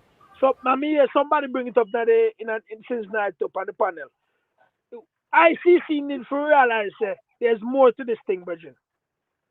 There is more to this thing. When you see Zimbabwe, I reach a Super 8 and Australia get knocked out. And they need to realize them need to start pump up some more money. From West Indies go all the way down from the grassroots. I feel like they might give the money too much to the big three them and keep on a push for them game and full game, keep on a go backward. Because West Indies, whenever I have a sponsor, somebody may last night that say, we get a sponsor in the World Cup. Can you believe that big West Indies now have a sponsor in our World Cup, Richard? Yeah, man, we didn't have no sponsor for it. And then we can't move forward like that. But I hope after the World Cup, yeah, when New Zealand beat them India, send them packing, well, them they home already. And win that title, I hope they realize that, listen, this thing is not a Australia again, not to make it to the Super yet. England barely but scrape it a semi-final. Because England don't deserve for their semi-final now. If you ask me, no, West Indies and Sri Lanka deserve for their semi-final more than England, no. England All right, Ashan, we can't hear you, but people, we give Ashan a run. Ashan, you on the road tonight, Ashan? I'm pulling up on the side of the highway right now just to talk to you. All right, so Ashan is actually at work, and he's from St. Elizabeth. You hear the St. Elizabeth in advice? You hear the farming? Yeah, man, farming, man, watermelon. Get on time. Red dot rice. Yes, man. Ashan, big up yourself, here? Yeah, man, big up, man. I'm going to come off and I'm going to listen on the other side. Big up yourself, man. Yes, people, man. People actually do chucking, so we understand. So Aaron, it come down to Bumrah versus the man who take 33 ball, make 100. How crucial is Finn Allen wicket for New Zealand? Very. As a matter of fact, the two openers, because they are good, they're good in the power play overall. Yes. Back to divert a bit to the Archer one. You didn't give me the allow me. You didn't really. Okay, go ahead. Yeah. Archer one. Archer was a tearaway bowler and so on in his pre operation, pre the injury, and he was using that role as a wicket taker. He was mainly a wicket taker, not a containing, not a one. In test era, whatever format, he was seen as a wicket taker and so on, and he was using that way for the T20 in his prior to his injury. Since then, he's not the same, and they are using him the same way, and it has not been bringing the desired result. So they expect Archer that has not been the same to bring the same result, and that's why his performance is as such now. It's not the same. Okay. O'Neill, Finn Allen versus Bumrah. How crucial is Finn Allen wicket for New Zealand? So it's interesting because we'll have to see how the strategy work out, because what India's been doing over the past few games, they've been holding Bumrah back after the power play. But considering how important Allen wicket is, do they give Bumrah the ball up front? And if so, do they give him 1 over or do they give him 2? Because that has second and third order effect. Because if you use him 2 overs up front and don't get a wicket, like we talked about earlier, now you run the risk of having to use your 6 or 7 bowler, which will play right into the hands of New Zealand. So that matchup is very interesting to see what India decides to do, because if they risk it and get his wicket, they think, okay, yeah, we can wrap this up. But if not, then they're at a deficit at the back end. Okay. Osman. Yes, sir, Lenny. Bumrah versus Finn Allen. Allen, how crucial is his wicket? Really? I think the most crucial wicket for New Zealand is like getting Hetmeyer for West Indies. He's the most informed player for New Zealand right now. I think if they get him early, then New Zealand is going to be in a whole heap of trouble. Right? As I said before, the middle order for New Zealand hasn't really come to the party as yet, right? Separated apart from Mitchell Satner, right? Who has done good in several games. So if they can get Tim Seifert and Allen in the power play, I think the game is basically over for New Zealand. But if not, and as Sir O'Neill said, they use Bumrah early, they're going to get pumped in the back end. Right, so it's going to be very interesting how the first 6 overs go on Sunday. Sir Marcus. Yeah. Yes. I think the importance varies based on whether they bat first or bat second, and why I say that is that sometimes when you bat first, it's a different, not sometimes, it's a different mindset when you're batting first, because you trying to get to know the pitch a little bit, and then you probably launch. When you're batting second, you hand the field, the bowlers tell you how the wicket playing and everything, so you know how to launch or not to launch, or how to play your innings. So I think getting one of these players, because basically two of them is similar, you know. So if you can get one in the power play, then it will be good for India. I would like for India to win the toss and put New Zealand into bat first. New Zealand, because if you realize, everybody who win the toss put the next team into bat. It didn't work today. Yeah, I was going to remind you about that. Yeah, it didn't work today, but scoreboard pressure too. So sometime it works, sometime it don't work. But I think getting one of these batsmen, Finn Allen or next one, it would be crucial for India to kind of taper the amount of runs that New Zealand will make. And also not to back up what Sir Marcus said. Just like how Finn Allen is integral to New Zealand making a competitive score, I believe if the Black Caps can get Samson early, we're going to see a totally different complexion Sunday in the Indian lineup. If they can get Samson early in the power play, we're going to see India struggle a lot, right? Because as I said, the middle order, they're going hard, but they're also going home. They're not coming off as cleanly as they're supposed to. So I think those two batsmen, if they can get them out early, it's going to be a very, very interesting game. That's true. Treasure Max, where's Treasure? Treasure. Yeah. What you think about Bumrah versus Finn Allen? The two openers up there for New Zealand. It's gonna be a battle, but I think Boomer gonna come out victorious. I think Boomer, the experience that Boomer have, he's gonna use it against them. So it's gonna be. What if the New Zealand opener? What if Finn Allen, especially him? What if you see him walk early? Would you say, boy, a hit for New Zealand, or because they're batting? I mean, what do you think? Not really. No, New Zealand, like some other team, have a very deep batting lineup. So the player can come to the fore, but when you're looking for your main player to step up and they don't perform, you kind of put a jolt into the innings. But I think they can still make a decent score if they get Finn Allen or Seabird early. Because they have the batsmen who can step up and provide a good score.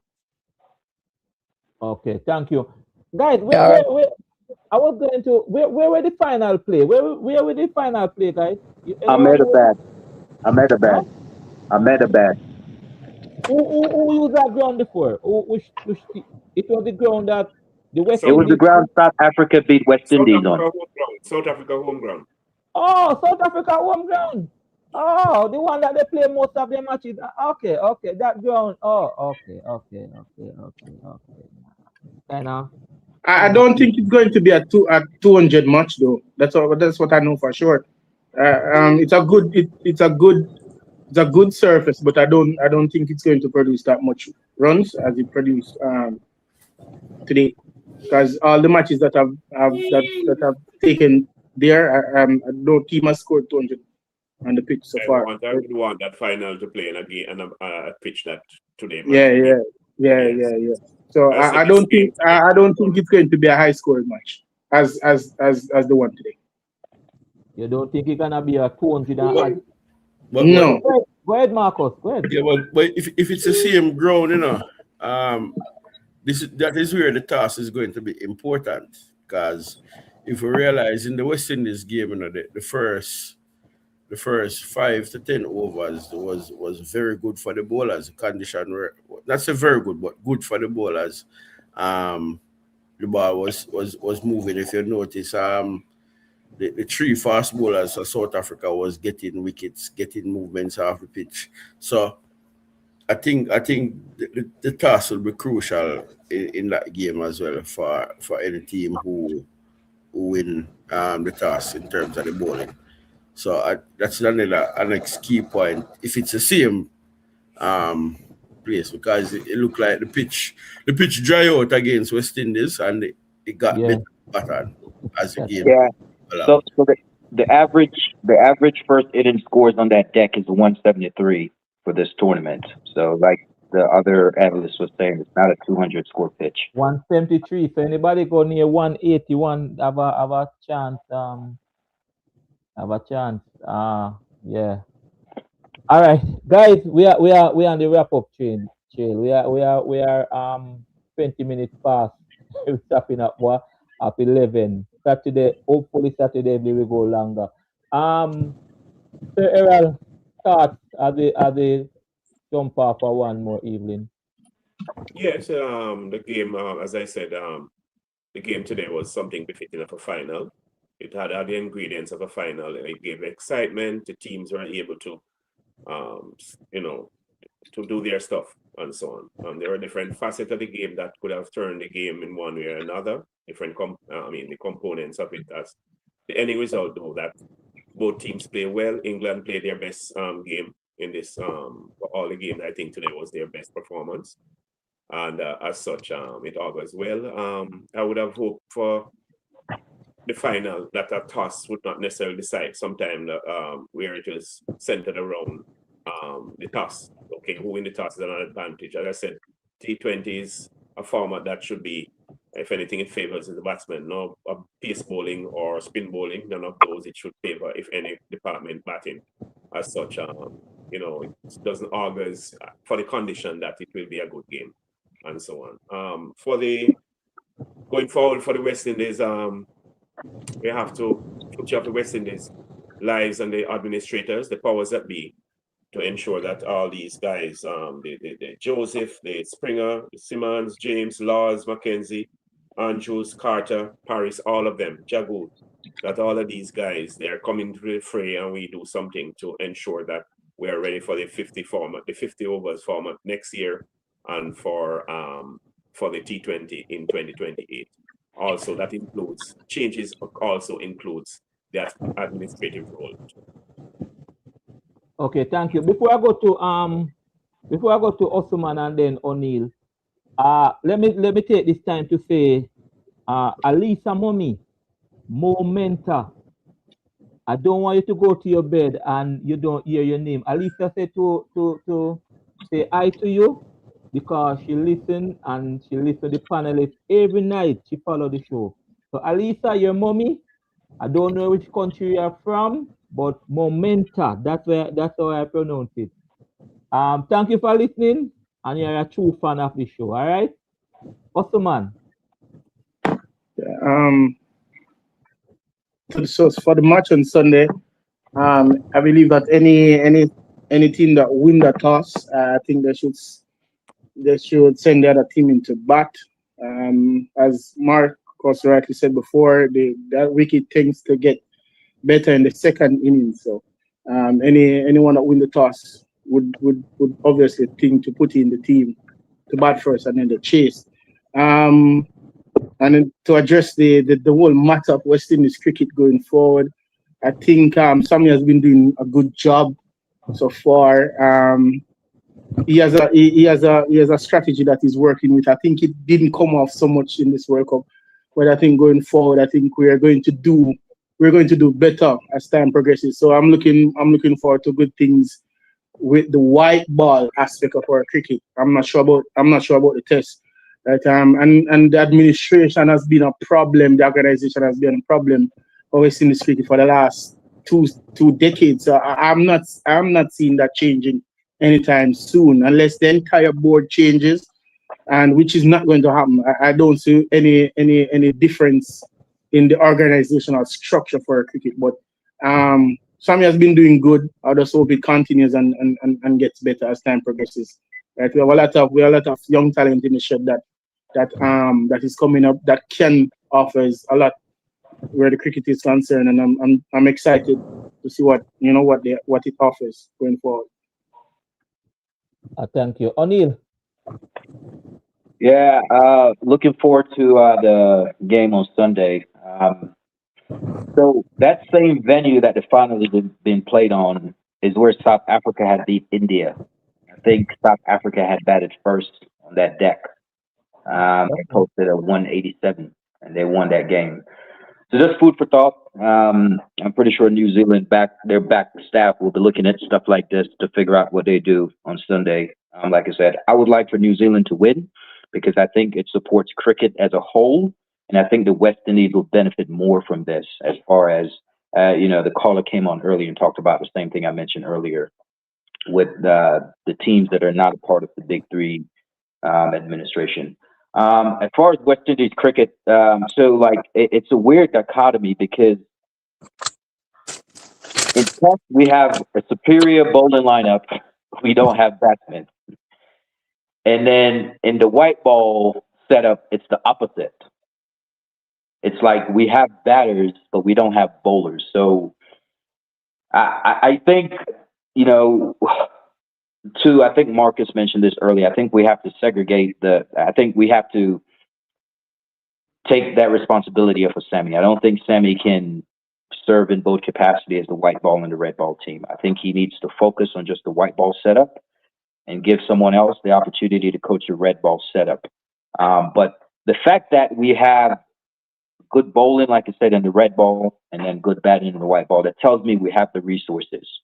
It's just a matter of how we, the administration come together, with support and put this thing together, because I think the talent is there. But I think the administration needs to put their heads together and figure out how to kind of make this thing come together. So I appreciate you guys having me on again. I enjoy being on the show. Okay, thank you. Marcus. Yeah, for the finals, we want a good game. Persons are expecting a good game. The good game will come from how the pitch plays early in the game. If it's a flat pitch from early, then we're going to have a good game. If it's offering something for the bowlers, little bit of problem going to be there.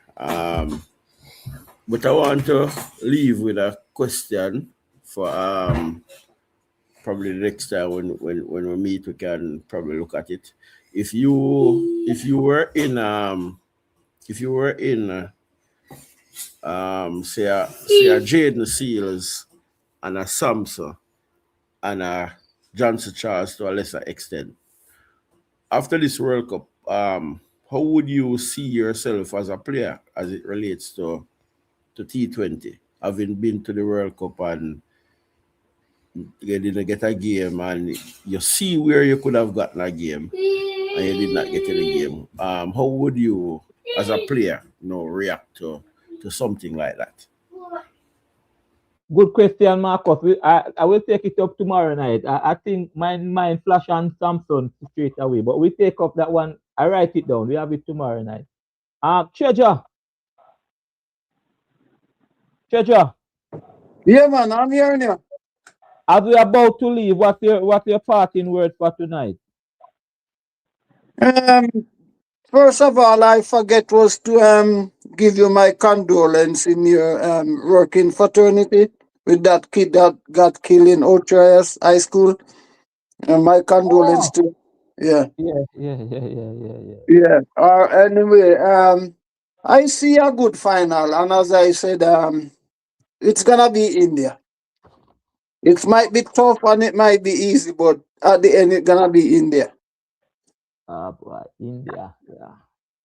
Well, thank you. And Mr. Stewart, you know, we that friendship is still nothing can change it, man. Don't worry about that. You have to agree to disagree. I will make my decision on that part in terms of the analytical part, because there's something I condone, something I don't.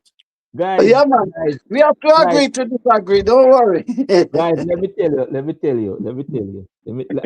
tell you this.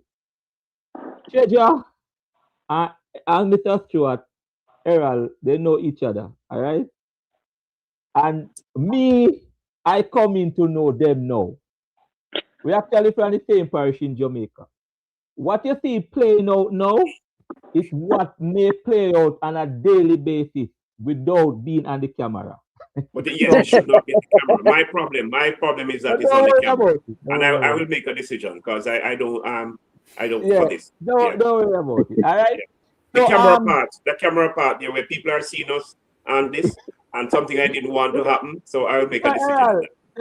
We gotta fix it, man. Don't worry about it. I'm actually my image makes so yeah, man. But Only don't understand what that means. Maybe Ottoman, but off the here we will talk, mister. No, man, don't worry about it. Okay. Guys, thank you. As I said, Alicia, mommy, momenta. I hope I pronounce it right. Alicia, where are you from? I asked you the country that you're from. I didn't say. Delton Porter, bro. You came on the chat and where are you from? Jamaica, Delton? You've been typing, bro. You're very active in the comment section. First I'm seeing you here. Welcome, bro. Bro, you keep the comment section well active. Loki 228 810. Loki, listen to me, Loki. Now you're an Indian supporter and you believe everything we say about India. You think we have a problem? No, it's a show how we have to do this. Okay, Agas, you still here? Agas, big up, man. The best cricket star, best cricket supporter from South Africa. Big up, Agas, always. All right, everybody, big up everybody. Lone Wolf. Big up yourself. As I said, Delton Porter, very, very active in the comment section. Thank you, bro. Everyone that was here. Yeah. Boy, I can't go so far. Mikey Douglas. August, you're gonna come back tomorrow. You're carrying Kiwis. All right. Oh, let me say something. Last night we asked who you're carrying. I'm gonna do this again tomorrow evening. So Errol say England, Marcos say India. Aga say India, Treasure say India, Gerardo, he ran tonight because he said England. I said India. 6, you're in the comment. You say England. Leonard say England, right? So we have some people who are from England who said England. Alisa, oh, you are in Canada. Oh, thank you, Alisa. Thank you for staying up. As I said, say hi to mommy.